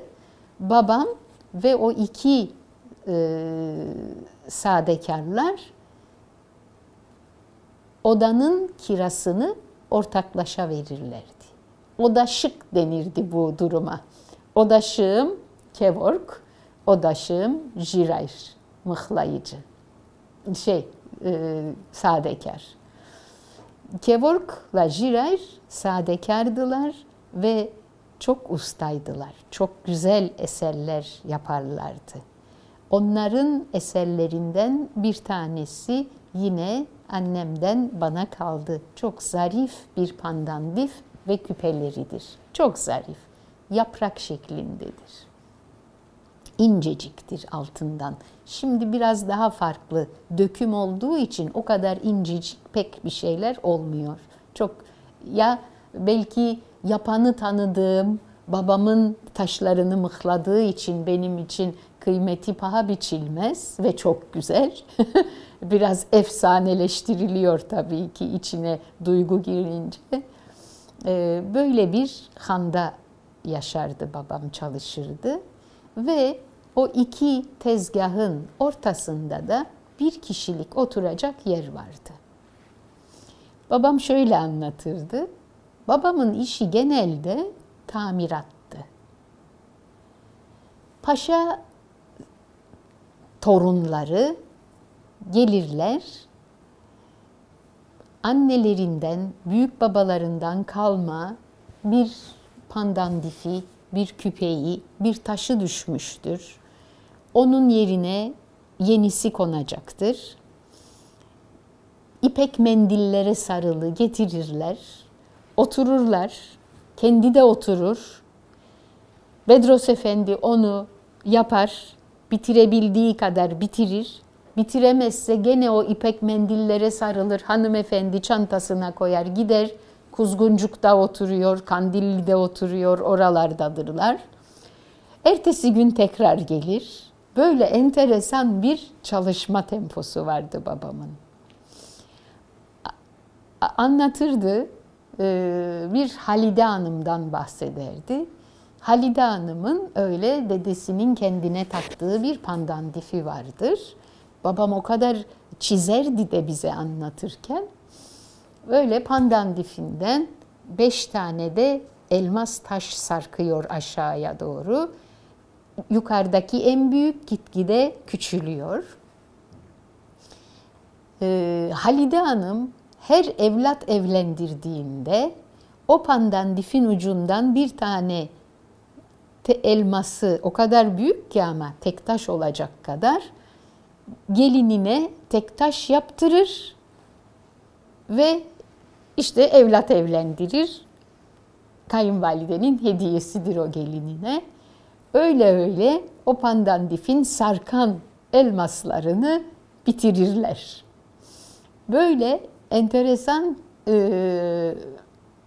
müşteri de müşteri denmezdi yani. Hanımefendi denirdi. O hanımefendi gelir, getirir. Paha biçilmez tabii, onun da kendi dedesinden kalmıştır.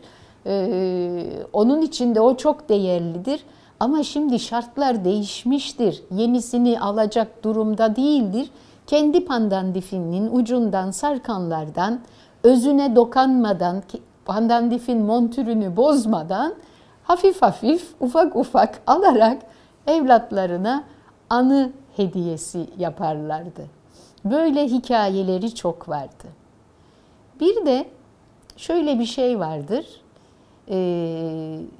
Elmasın üstüne altını ısıta çevirdiğinde kenarına çok incecik, o incecik kalemlerden ufacık altın parçaları dökülür. Tezgahın önündeki meşin önlüğe. Tezgahın önüne çivilenmiştir o meşin önlük ve oturan kişi onu boynuna takar bu ucundan. O meşinin üstüne dökülür. Onları toplarlar, küçük bir kutuya koyarlar. Tabii toplarken yere de gider. Şimdi şöyle tırnakla çevirirken fırlar, yere gider. Hepsi önlüğün içine dökülmez. Senede bir kere her şey tezgah kaldırılır, temizlik yapılır. O tarihte, şimdi bilmiyorum, babamın dükkanında yerler tahta ızgaraydı. O ızgara tahta kaldırılır.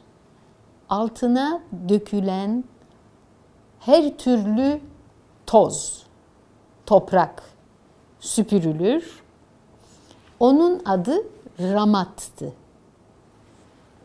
Bir torbaya konur, kumaş torbaya. Eve getirirdi onu babam. Kaynatırdı. Kaynatır, süzer, kaynatır, süzer, kaynatır, süzer. Sonunda bir toz kalır. O tozu götürür, onun da şeyleri vardı, dökümcüleri eritecekler döküm tezgahlarında. O toz eritilir. Yani bu işlem taşından, toprağından, her türlü altın hariç her türlü maddeden ayrılır ve bir saf altın çıkar ortaya. O altınla kışlık odunumuz, kömürümüz alınırdı. Bu ramat temizliği Eylül ayında yapılırdı ki o parayla kışlık odun ve kömürümüz alınsın. Yedikule'deki evimizde, Bakırköy'deki evimizde çok iyi hatırlarım. Şu boyda küçük bir bakır kazanımız vardı. Onun içinde yapardı babam bu işlemi. Ve o yılın odununun, kömürünün parası oradan çıkardı. Esnaftık. Esnaf diye bir tabaka vardı. Hani okulda falan babası ne iş yapıyor, kuyumcu dendiğinde zengin zannedilirdim. Ama kuyumcu dendiğinde o vitrindeki kuyumcu akla gelir. Ben kuyumcunun işçisinin evladıydım. İşçi sınıfının çocuğuydum. Esnaf sınıfıydık biz. O zaman insanlar zengin, esnaf, fakir diye 3 sınıf vardı. Esnaf sınıfı günümüzde eridi. Ya yukarı çıktı ya aşağı indi. Maalesef esnaf kalmadı. Şimdi çok farklı bu anlattıklarım. Masalsı biraz. Ama bizim hayatımız böyleydi. Babam en çok babamın, yani bugün tabii ki çok değerli, çok kıymetli, her kız çocuğu gibi genelde kız çocukları babalarına çok düşkün olurlar, daha bir muhabbetli olurlar ama benimle babamın arasında çok büyük bir anlayış vardı. Benim aklımdan geçeni o okur, onun aklından geçeni ben okurdum. O kadar böyle bir söze dökülmeyen ama birbirimizi çok iyi anlayan bir baba kızdık. 17 yaşıma geldiğimde bütün ailenin acı tatlı hikayelerini bana anlattı. Ondan önce duyduklarım kulak dolgunluğuydu. Babam ya dayımla konuşurken bir şeyler duyardım. Babam dayımla konuşurken, Ardaş eniştemle konuşurken böyle kalabalığın içinde bir şeyler duyardım.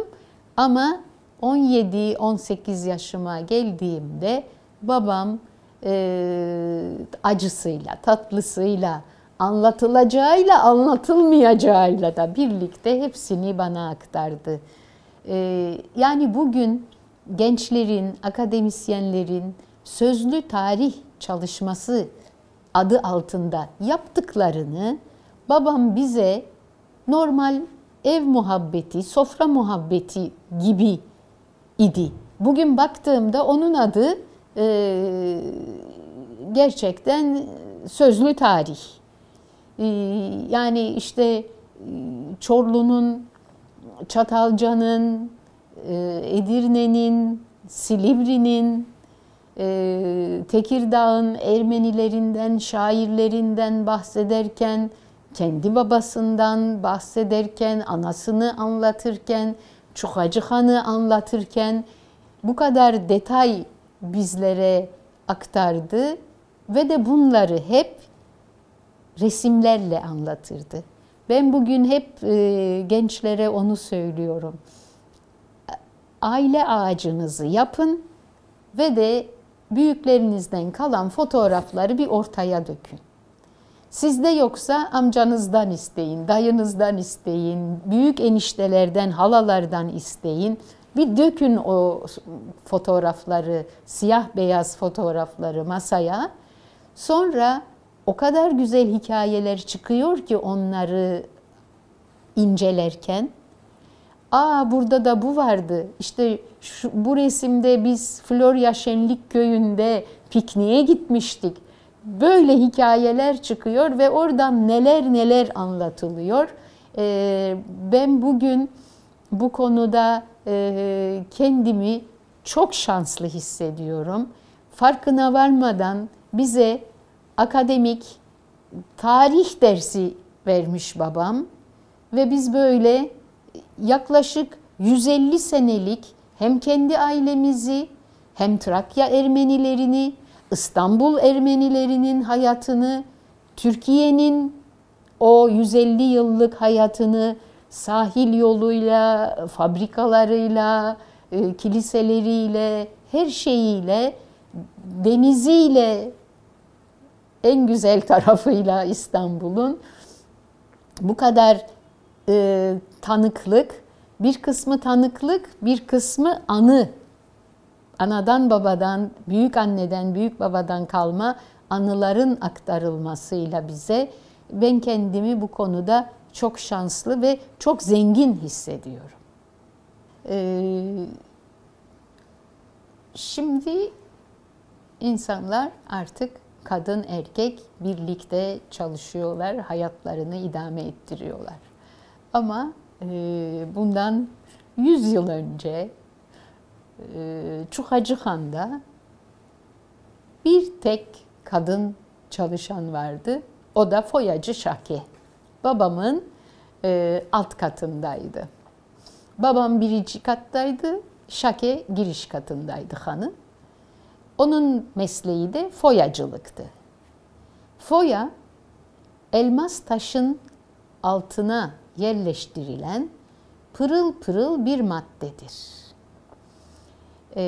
Ki taşın aşırı derecede parlamasına sebep olur. O nedenle elmas taşlarla yapılmış mücevherler suya sokulmaz.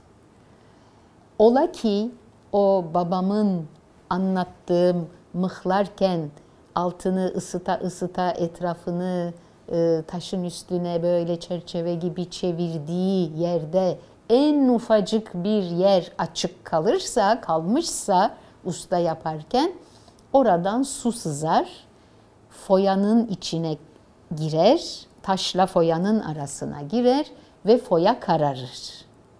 İşte o zaman tabirdir, foyası çıktı meydana diye bir tabir vardır halk arasında.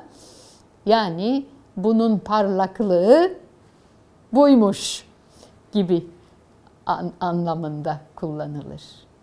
Foyacı Şake o zamanlar babamla yaşıt, belki babamdan büyük bir kadındı. Ben tabii ki babam herkesi andığı için evde, çok anlatan bir baba olduğu için bütün Kuyumcu Çarşısı'nı meslekleriyle ve sıfatlarıyla. İnsanlar birbirlerine o zaman çok sıfat takarlardı. Ben şimdi bazı eski romanları falan okuduğumda veya edebiyat, roman, öykü okuduğumda orada da rastlıyoruz sıfatlarla. İşte Kel Mehmet, Topal Garabet, Kör şu bu. Yani bunlar hoş karşılanan sıfatlar, üstelik hiçbir zaman da kötü anlamda söylenmemiş sözlerdir. Mesela babamın odaşı Kevork bilardo oynarmış. Onun adı da Bilardo Kevork'tu. Hani hangi Kevork? Bir sürü çarşıda Kevork var. Bolluk var yani. Şimdi o da yok. Hangi Kevork? Bilardo Kevork. Bu şekilde babam hepsinin sıfatlarıyla, işte böyle şişman güzel bir Hagop'u vardı. Onun da Boğaça Hagop'tu sıfatı. Boğaça Hagop. Bu gibi sıfatlarıyla hep anlatır, hep anlatırdı. Şimdi Şake'de foyacı Şake, o da mesleğiyle. Babama da öyle, mıhlayıcı Bedros derlerdi. Yani şey olduğu için, bu isimlerden başkaları da olduğu için, ayırt etmek için ya mesleğiyle ya fiziksel bir farklılığıyla Topal Garabet de vardı. Bunlar hepsi bu şekilde anılırdı. Foyacı Şake hep duyardım ismini ama kendini hiç görmemiştim. Ben yuvada, ana sınıfında öğretmenime çok hayran olmuştum. Hani genelde çocuklar öğretmenlerini çok severler, hele küçük yaşlardayken daha farklı, ama çok da tatlı bir kadındı ve çok güzel piyano çalardı. Bizim okullarımızın, şimdi kolejler falan çok farklı oldular ama Ermeni okullarında yuvaya çok önem verilirdi. Yani işte Sahakyan Okulu, Anaratugutun Okulu, Bakırköy Dadyan Okulu, Esayan, bütün bu Ermeni okullarının yuvaları vardır. Bu 50 sene evvel de vardı, 100 sene evvel de vardı, 150 sene evvel de vardı. Daha ilerisini çok fazla bilmiyorum. Ve genelde yuva sınıfında piyano olurdu. Ve yuva öğretmenleri piyano çalarlardı. Hani bir piyanist kadar ileri gitmeseler de çocuklara bir çocuk şarkısı öğretecek kadar veya böyle ritmik bir jimnastik, bir tempolu bir yürüyüşte bir tempo çalacak kadar piyano çalarlar, bilirlerdi. Benim Anarat Hıgutyun, Samatya ile Yedikule arasında Katolik rahibelerin yönettiği ve bugün hala açık olan, biraz da butik gibi küçük bir okul. Yani Samatya, Sahakyan, Nunyan okulundan çok daha küçük bir okula başladım, yuvaya başladım. Oradaki öğretmenim Kristine Nuryan piyano çalardı ve ben böyle çocukluk gözlerimle hayrandım ellerinin güzelliğine, ton ton ton ton yumuşacık böyle piyano çalışına. Ve eve gelirmişim. Oraları çok net hatırlamıyorum. Bir resim defterim var o zaman. Tabii yuvada çocuğun yazı defteri yok, resim defteri var. Resim defterini böyle koyar, kuru sandalyeye tıkır tıkır vurur, piyano çalıyorum dermişim. Babam da biliyor ki Foyacı Şake'nin de evinde piyano var. Bunlar eski birbirlerini tanıyan insanlar. Foyacı Şake'ye diyor ki ne yapacaksın sen piyanonu? O zaman yani bundan işte 65 sene evvel ben 5 yaşındayken bu olay yaşanıyor evimizde. Böyle piyanoya ulaşmak, gitara, kemana ulaşmak şimdiki kadar kolay değil. Evlerden satın alınıyor piyanolar hep. Hep iyi piyanolar, Fransız, Alman piyanoları ve evlerden elden ele satılıyor. Babam Şake ile anlaşıyor, beni de alıyor, götürüyor bir piyanoyu görelim diye. Ne anlayacaksak pek bir şey anlayacağımız yok ama Üsküdar'da tahta bina bir eve girdik. Çok eski bir ev hatırımda, çok karanlık. Şake uzun boylu, böyle bir babam kadar ince uzun boylu bir kadın. Evinde bir köşesinde salonun piyanosu. Açtık, baktık içine işte. Orada benim böyle başımı okşadı, onu hatırlıyorum. Ben de dedi, senin kadardım dedi babam bana bu piyanoyu aldığında dedi. Yani ben o zaman 5 yaşındayım, o da 5 yaşındaymış babası ona aldığında. O ziyareti hatırlıyorum.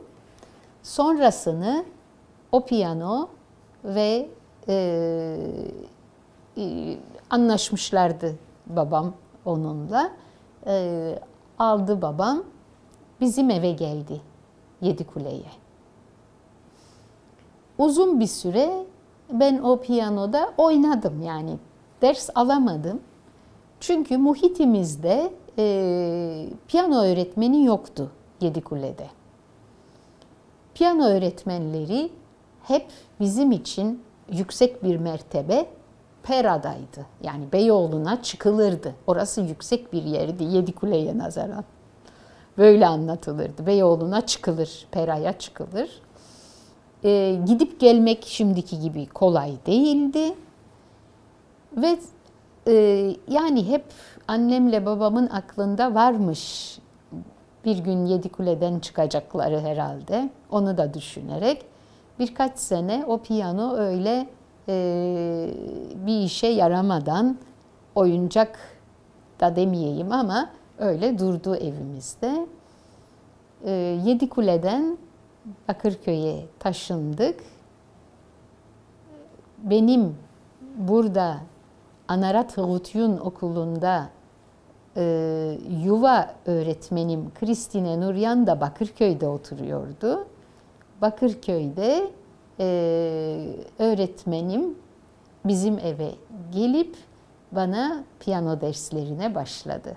Kısa bir, yani yerleştikten sonra Bakırköy'de, yani Bakırköy'ü tercih etmemizin nedeni çok tanıdıklarımız, ayrıca da akrabalarımız vardı.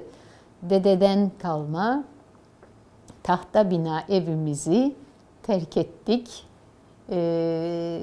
Genelde Ermeniler o tarihlerde bir ev alırken kiliseye ve okula yakın olsun isterlerdi. Kolay gidip gelinsin diye. Okul çok önemli çocuklar için.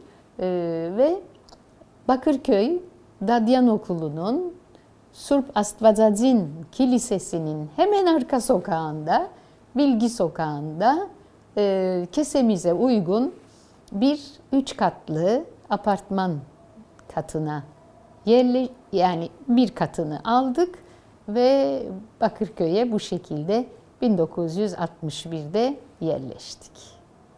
Foyacı Şake'nin piyanosu Yedikule'den Bakırköy'e taşındı ve ben başladım onun üzerinde ders yapmaya.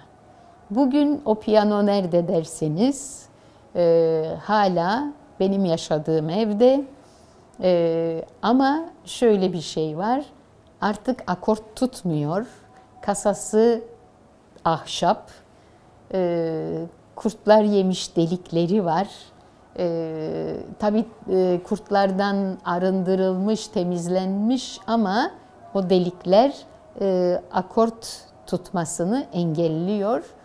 Ama benim için çok kıymetli, çok şükür diyorum ki oğlum ve gelinim için de en az benim verdiğim değer kadar kıymetli olduğu için o evimizin gene baş köşesinde duruyor. Bizim evin çocuk terbiyesi, çocuk sokakta oynamazdı. Çok nadir kapımızın içinde, hemen yanımızdaki evde Mediha diye bir arkadaşım vardı, benle yaşıt. O gelir, bir şeyler koyar, orada evcilik oynardık. Babam epey büyüdüğümde, şöyle 6-7 yaşına geldiğimde bir tane plastik bebek almıştı. Elbisesi falan yoktu. Öyle, şöyle ten rengi plastik, herhangi bir uzvu da oynamazdı. Sabit bir bebekti, taş bebek gibi. Öyle bir bebeğim vardı.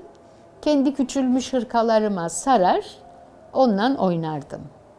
Ama ondan evvelki oyuncaklarımsa evimize gelen yemek malzemeleriydi.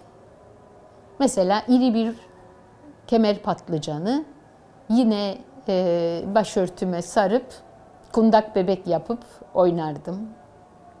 Yine evimize gelen tenekeyle balıkların içinden o kadar küçükler çıkar ki onları pişirmeye değmez. Annem onları atacaktır.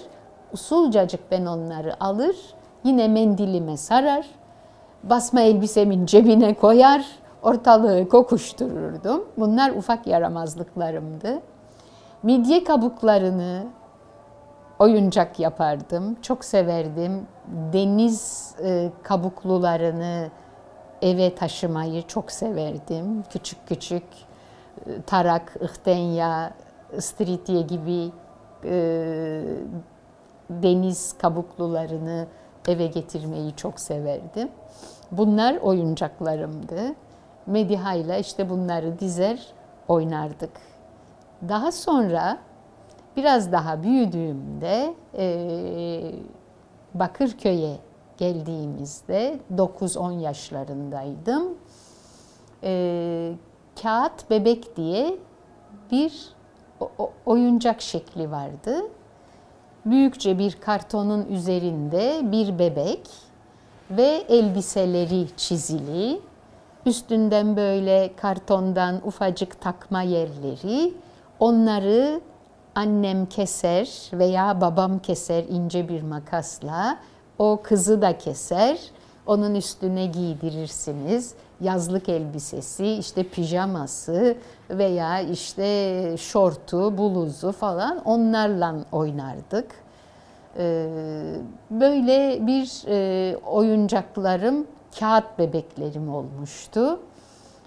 Çok severdim kağıt bebeklerimi ve uzun sürede sakladım. Oynamadığım halde kitaplarımın arasında kağıt bebeklerimi sakladım. Artık ayıptır, kocaman kız oldun dedirtene kadar kütüphanemizi anneme temizletmek istemezdim ki onları arasından kitaplardan düşer de görür, azar işitirim diye. Çok severdim. Yani biraz da dikişe olan sevgim de belki o kağıt bebekleri giydirmek, soyundurmak, orada model gibiydi çünkü o kağıt bebekler. Oradan böyle birazcık model çizmek, model yaratmak, bir yaka şekli düşünmek, bir elbisenin boyunu ölçmek, bu gibi dikişe olan yakınlığımı da o kağıt bebeklere borçluyum diyebilirim. Yani gözümün önüne hep onlar gelir. Bir hani elbise modeli bakar gibi, model kitaplarına bakar gibi o kağıt bebekleriyle oynayışım da bu konudaki zevkimi sanırım biraz terbiye etmiştir. Kız çocuğu, erkek çocuğu hiç ayrımı yoktu. Gittiğimiz okullarda da aldığımız terbiye böyleydi. El işi dersi vardı okullarda.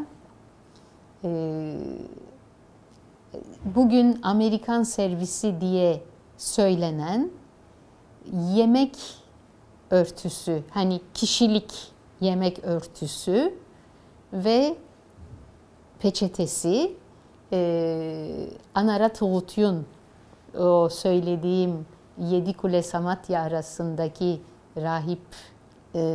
rahibelerin, Katolik rahibelerin yönettiği okulda el işi dersimiz vardı. Ve orada sörlerimizden biri bize dikiş dersi verirdi. Yani düz bir kumaşın etrafını kendi kıvırır, onun etrafına bir iş işlemek, ortasına bir papatya işlemek, çok basit şeyler de olsa iğneye iplik geçirmeyi, düğüm yapmayı, onu kumaşa batırmayı, muntazam aralıklarla onu devam ettirmeyi ilkokul 1. sınıfta, 2. sınıfta, 3. sınıfta öğrendik. Daha sonra ortaokulda biçki dikiş dersi vardı. Bayağı bir diplomalı kursu olan bir biçki dikiş öğretmeni bütün Ermeni okullarına, adı Ağavni Ersan'dı, Ersan soyadı, biçki dikiş öğretmeniydi. Okullara biçki dikişe giderdi, dikiş dersi verirdi. Erkek karışık karma okullarda da erkeklere de hasırdan kutu yapmak, ufak tefek kartondan veya ufak ahşap bir şeylerden bir objeler yapmak gibi işler öğretilirdi. Öyle ki abim de iğne, iplik, dikiş, kumaş tutmayı bilir. Ben de bilirim. Annem de ailede iyi bir terziydi. Çünkü Çatalca'da ilkokulu bitirmiş, ölü diller arasına girdiği bu topraklarda yaşayan pek çok dil maalesef.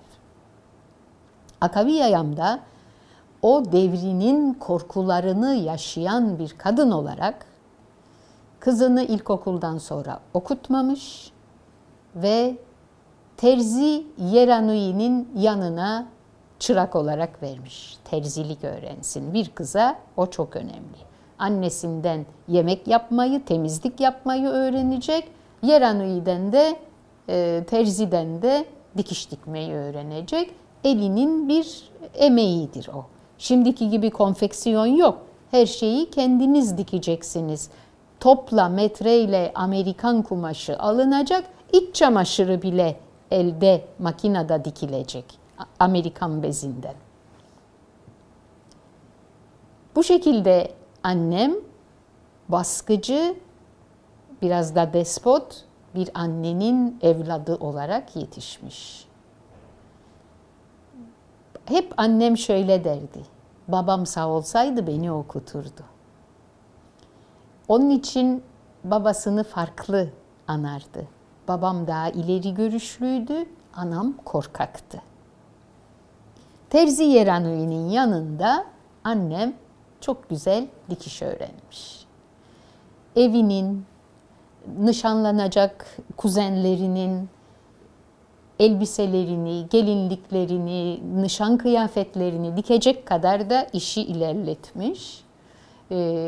Ailede herkes, her kadın gömlek dikerdi, pantolon dikerdi, iç çamaşırı dikerdi ama abiye kıyafetleri sıra gelince Mari'ye başvurulurdu. İyi bir kumaş alınmış palto dikilecekse Mari onu keserdi. O kadar beğenilen iyi bir terziydi annem. Böyle bir ortamda ben de yetiştim. Akabiyayam sağ. Tabii ki yine Akabiyayam'ın terbiyesinde büyümüş annem. Babam hiç sevmediği bir şeydi babamın sokakta oynayan bir kız çocuğu. Ve dedim ya, ben babamla çok iyi anlaşırdım söyletmeden. Yani Mediha'yla kapının içinde birazcık oynardım evcilik, ama o da evine giderdi, ben de yukarı çıkardım. Babam beni hiç görmedi sokakta oynadığımı. İp atlamadım. Öyle bir yerimiz yoktu, müsait değildi. Top oynamadım. Sonra okula gittiğimde okulun bahçesinde de oynamaya kalktığımda pek de beceremedim. Genelde ipi çeviren kişi olurdum. Arkadaşlarım atlarlardı. Ben biraz tombulcaydım da pek atlayıp zıplayamazdım. Ama çok başardığım işler vardı. Bağda üzüm toplamayı, bostanda bezelye toplamayı, bezelye ayıklamayı, bakla ayıklamayı, bunları çok iyi başarırdım. Çünkü çok küçük yaştan önüme kondu. Dayım Silivrili Toros, Koca Toros çorbacının kızı Lucy ile evlenmişti.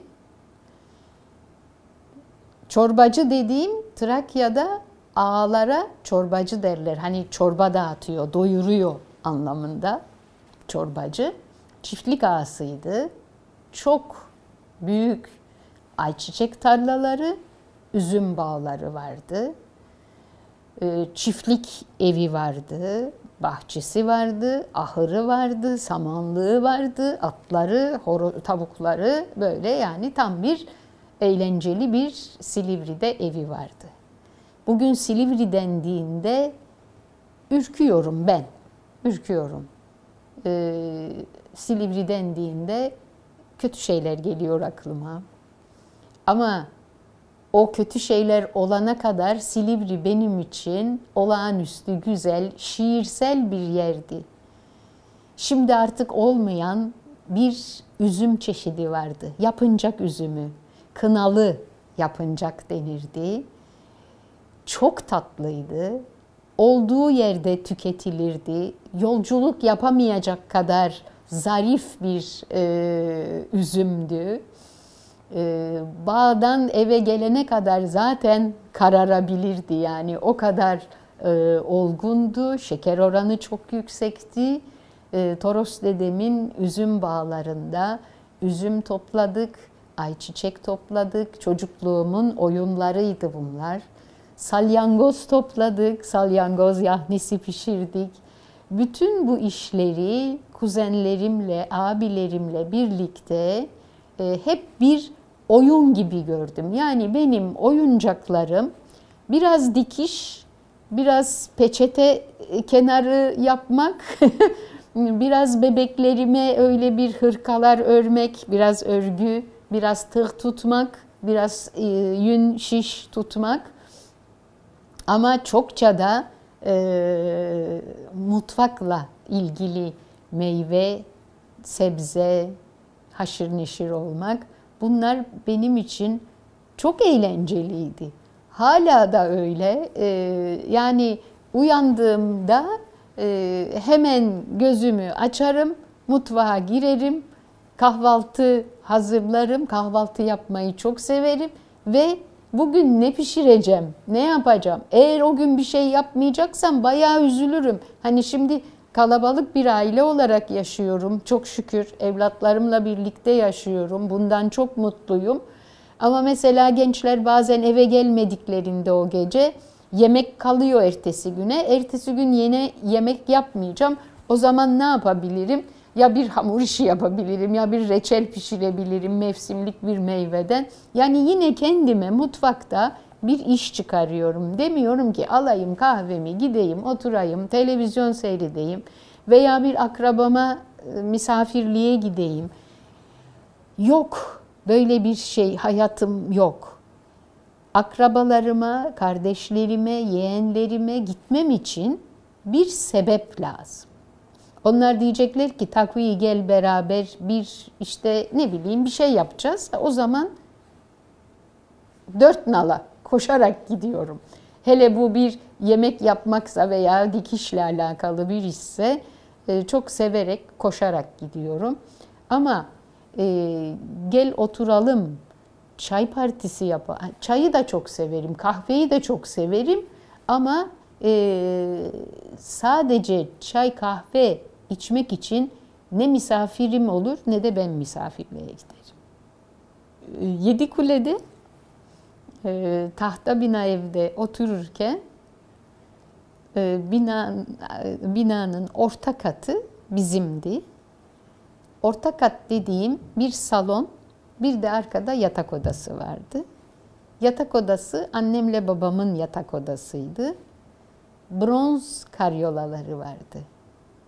Şimdi çok azalan, yani benim için çok sevimli bronzdan yapılmış karyolanın başlığı ve etrafı. Zaten öyle çok da büyük bir oda değildi. Orada bir gardırop, bir de annemin işte babamla yattığı yatağı vardı. Salonda 2 tane divan vardı. Divan. Akşamları o divan örtüsü kaldırılır, çarşafı, yorganı, yastık yüzüsü konur, yatak olurdu. Birinde abim, birinde ben yatardım ve o odada soba yanardı. Arka oda annemle babamın odası soğuktu. Biz çocuklar korunaklı sobanın olduğu odada, balkonlu odamızda yatardık. Yedikule'den Bakırköy'e taşındığımızda yine aynı şekilde bu sefer abim Üsküdar, Surphaç, Ermeni ruhban, o zaman ruhban, şimdi normal lise olan okula yatılı gitmişti. Bakırköy'deki evimizde 2 tane eşit, evin yüzünde 2 tane eşit büyüklükte kare odalarımız vardı. Biri annemle babamın yatak odasıydı. Biri oturduğumuz misafir odamız, her neyse o odaydı. Arkada bir küçük oda vardı. O da benim yattığım odaydı. Ama bu hiçbir zaman hani bu ille de benim dediğim bir oda olmadı. Sırası geldiğinde salonda da divanda yatabilirdim. Abim arkadaşlarını getirirdi. Onlar benim odamda 2 tane çünkü divan vardı. Yani karyola, bebek karyolası, genç odası falan böyle bir şeylerimiz yoktu. Yataklarımız somyaydı, divandı. Çek yatımız falan da olmamıştı. Hep divanda yattık. Daha sonra da evlenip kendi evime, yatak odama gittim. O zaman bir odam oldu eşimle birlikte. Ama çocukluğumda odalarımız hep ortaklaşa kullanılan alanlarıydı evin. İlkokulu ve yuvayı Anarat Hıgutyun'da başladım. Anarat Hıgutyun, Sörlerin, Katolik rahibelerin yönettiği bir okuldu. Bugün hala açık ama rahibesi yok.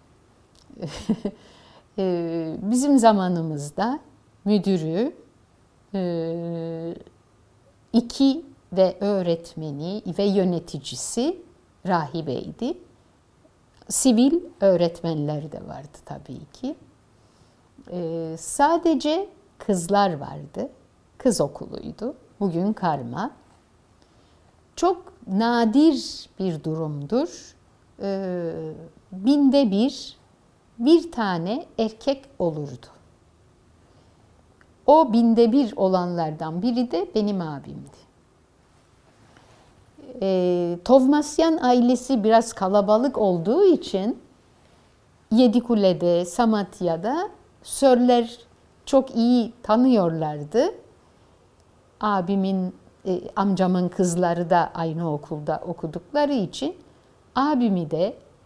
abim dışarıda çok uslu, evde dişlerini gösteren bir çocuk olduğu için onu aldılar okula ve mezun oldu. O 5. sınıfı bitirdi. İlkokuldu zaten. Yuva ve ilkokul. Abimin mezuniyet fotoğrafında belki 50 tane kız, ortada bir tek abim vardır. Öyle enteresan bir kızlarla mezun olmuş bir çocuktu abim. Ben de o okulda 3 sene çok ufak gittim. 5 yaşında gittim. 3 sene yuva okudum ve 3 senede ilkokulu 1., 2. ve 3. sınıfı okudum ve o senesi Bakırköy'e taşındık. Bakırköy Dadyan Okulu'na gittiğimde çok yadırgadım. Çünkü çok şımartılmış, çok el bebek gül bebek bakılmış bir durumum vardı bu sörlerin elinde. Çok bebeklikten böyle ailece tanıştığımız için çok severlerdi. Çok nazımla oynanmış herhalde o yuva sınıflarında falan. Pek bir böyle her müsamerede başrol verilir, oyunlar, böyle sosyal faaliyetlere çok düşkündü yani rahibeler. Müziğe çok düşkündüler. Rahibelerden biri piyanistti aynı zamanda. Ve ben hep onu dinlerdim kapının arkasından. Sonradan tabii ki öğrendim ki o çaldığı Mozart'ın Türk Marşı'ymış.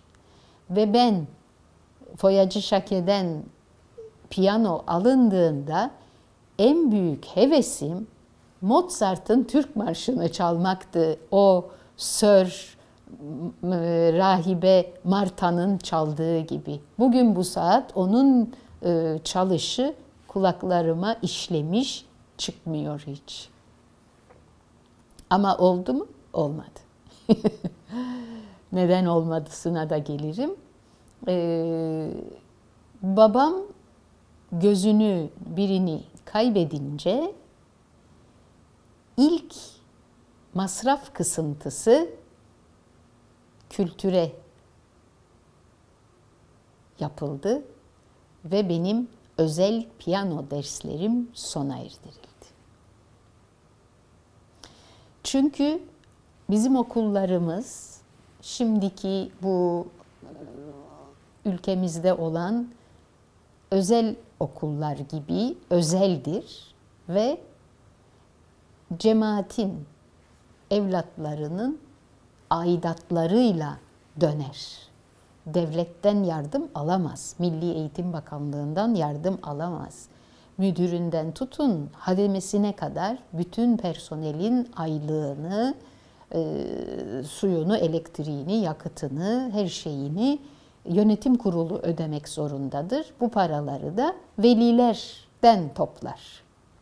Öyle ki biz Ermeniler her zaman eskiden ve bugün hala çocuğunu kolejde okutur gibi para ile okutur. İlkokulu, ortaokulu okuyacağız, onlar mecburi ama piyano dersi mecbur değil. Yok yani, mümkün değil. Baba gözünü kaybetmiş, artık mıhlayıcılık yapamıyor. Bir sevdiği kuyumcunun yanında dükkanın anahtarı oldu. Dükkanı açıyor, o biraz geç geliyor, o erken gidiyor, keyfinde patron, kapatıyor babam da dükkanı, geliyor. Öyle bir kuyumcunun anahtarı oldu, güvenilir bir kişi olduğu için. Yani bir aylıkçı oldu. Ve babam böyle gözünü kaybedip işini kaybedince annem de çalışacağım dedi. Başka türlü okutamaz çünkü çocukları. Hadi piyanodan vazgeçtik ama okullardan vazgeçemeyiz.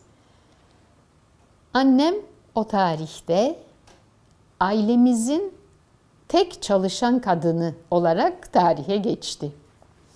43 yaşında bir kadın, ilkokul mezunu, dikiş biliyor.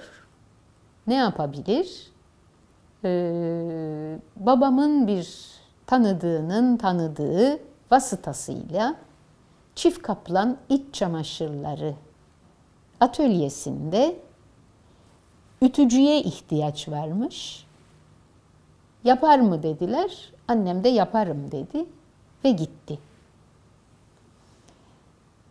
Veznecilerde, Sarıhan'da, 3. katta, patronu Berç Kuyumcuyaner, firmanın adı Çift Kaplan İç Çamaşırları.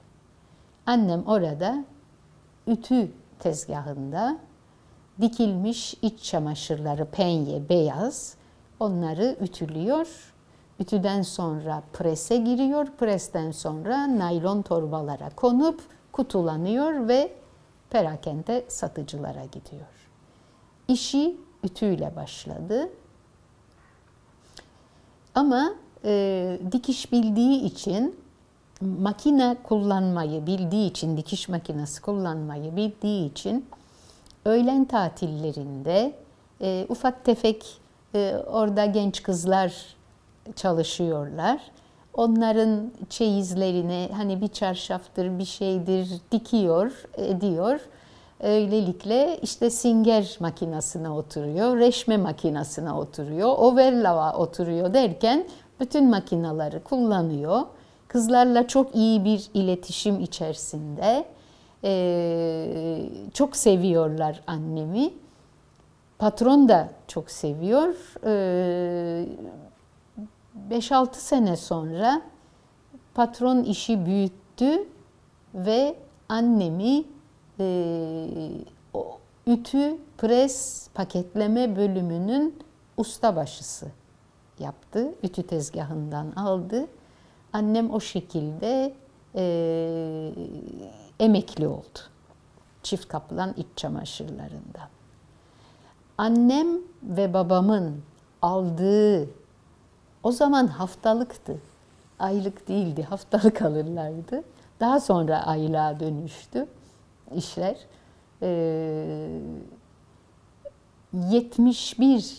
1971 yılında hem ben hem abim biraz erken evlendik. Abim de erken, ben de erken. Yani kız evladı olarak veya erkek evladı olarak. Ama annem, babam bu konularda, yani benim evlenmemi babam arzu etti. Abimin de tanıştığı bir kız vardı. Ona da babam dedi ki bak, elin kızı senin oyuncağın değil.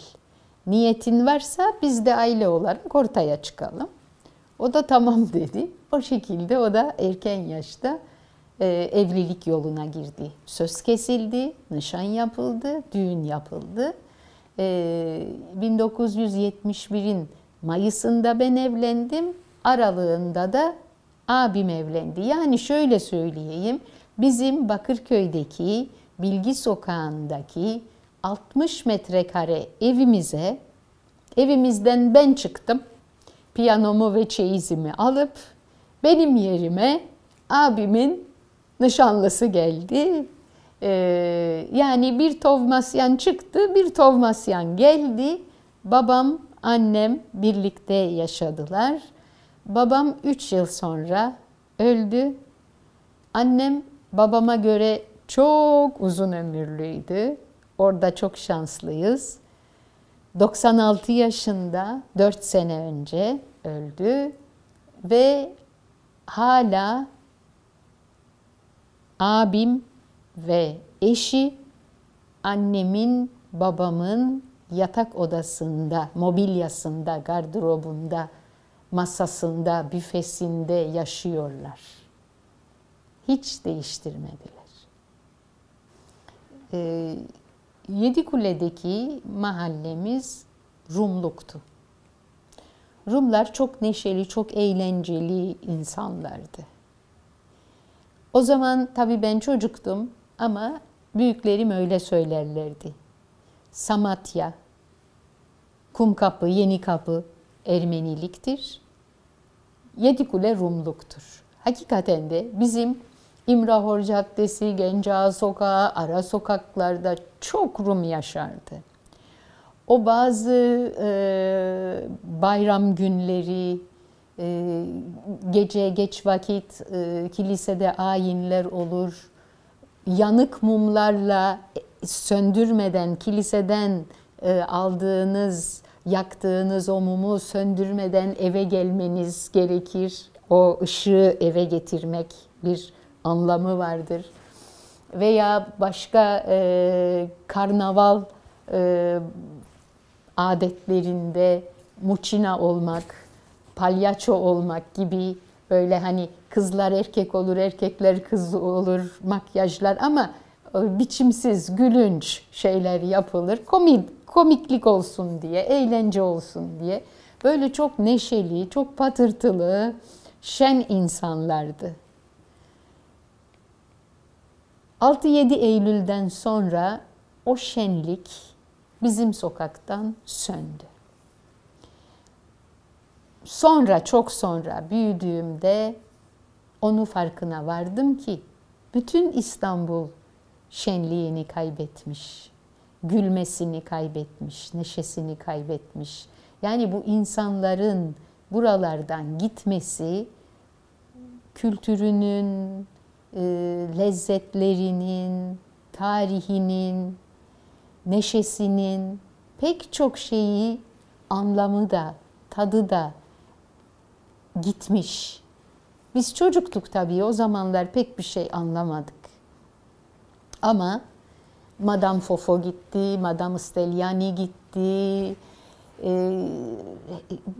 Bizim konuştuğumuz, çok sevdiğimiz Madame Atanasiyalar gitti, o gitti, bu gitti derken böyle bir tuhaflık başladı. Bir onun yerine kim geldi? Belki biz onları yadırgadık, belki onlar bize yadırgadılar, yan baktılar derken o iletişim kurulmadı. Ve biz 1961'de Yedikule'deki evimizi sattık ve işte zaten baba evi mirasçılarla paylaşıldı, amcalarımla ve gittik, herkes kendi yoluna diyelim. Biz Bakırköy'e gittik. Bakırköy'de yine kilisenin, okulun hemen arkasında bir sokakta olduğumuz için bu sefer çok Ermeni komşularımız vardı. Ama tam karşımızdaki evde Madame Ana gene Rum'du. Papu derdik kocasına, dede anlamında Rumca. Papu çok yaşlıydı. Madame Ana'yla çok güzel böyle bir iletişimimiz oldu.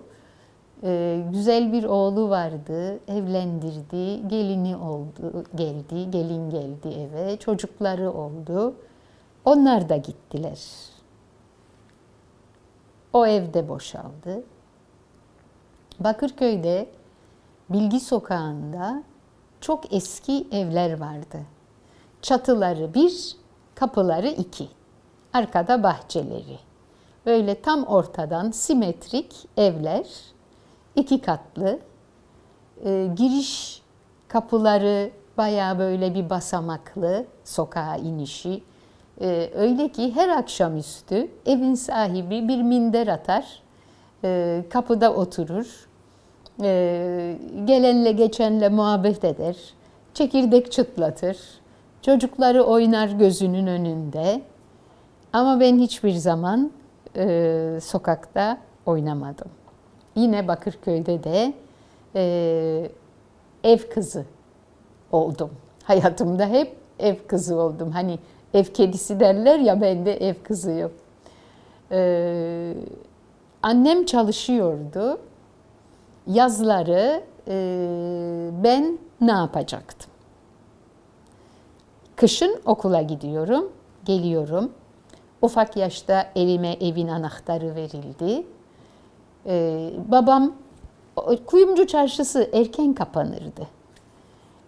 Çok fazla gecikmezdi. Babam ya gelmiş olurdu ya benden sonra hemen gelirdi, ama annem 7.30'da fabrika işçisiydi. Sirkeciye, veznecilerden, Çakmakçılar Yokuşu'ndan inecek, Sirkeciye, tren istasyonuna, Bakırköy'e gelecek. En erken mesai olmazsa 7.30'da evde olurdu. Biz babamla her şeyi hazırlardık. Annem hazır bulsun sofrayı diye. Sobayı yakardık mutlaka ve sofrayı hazırlardık. Ben okuldan eve gelip hemen defterimi, kitabımı, dersimi açıp okuduğum, dersimi çalıştığım hiçbir günümü hatırlamıyorum. Eve geleceğim, evin eksiklerini, annemin yapamadıklarını nasıl yapabilirimin hep düşüncesi vardı bende. Babamla birlikte soba temizlenecek, külü çıkarılacak. Babam mutlaka odunluktan, kömürlükten kömürümüzü, odunumuzu taşımış, sobanın yanına koymuş olurdu. O işi hiç kimseye bırakmazdı, ama işte külüdür veya pişirilecek bir yemektir. O kadar erken mutfak sorumluluğunu üstüme aldım. Bunu severek yaptım, isteyerek yaptım. Mecburiyetle, baskıyla değil. Hala da öyleyim. Ve 1969'da Sahakyan Lisesi'nin 2. sınıfında okurken yazın, o zamanki söyleyişle, kısmetim çıktı. Babam kabul etti. Bir akrabamızın tanıdığıydı. Görücü usulüyle gelip tanışmak istiyorlardı. Babam onlara pek iyi demişti. Annem çok gönüllü değildi ama biraz çaresizdi ve sessiz kaldı. Baban istiyor dedi. Görücüler geldiler, beğenildi, söz kesildi. Duyan ikinci halkadaki, tabii ki dayı amca sözde var, ama ikinci, üçüncü halkadaki akrabalarımız çok şaşırdılar. Nasıl Bedros kızını verir bu yaşta diye. Çünkü o kadar okutmaya meraklı bir insan nasıl böyle bir şey yaptı diye çok şaşırdılar. Benim bildiğim, hissettiğim, söylemeden, dile getirmeden anlaştığımız, babamla anlaştığımız dediğim konulardan biri de buydu. Abim o tarihte İstanbul Üniversitesi Klasik Filoloji bölümünde okuyordu. Okuyamıyordu. 68 kuşağıydı. Üniversiteler sürekli kapanıyordu. Babam benim üniversite, yani liseyi bitirip üniversite tahsili yapmamı korkusundan istemiyordu. Çünkü o zaman insanların komünistlerden, solculardan bir korkuları vardı. Onlar öcüydüler.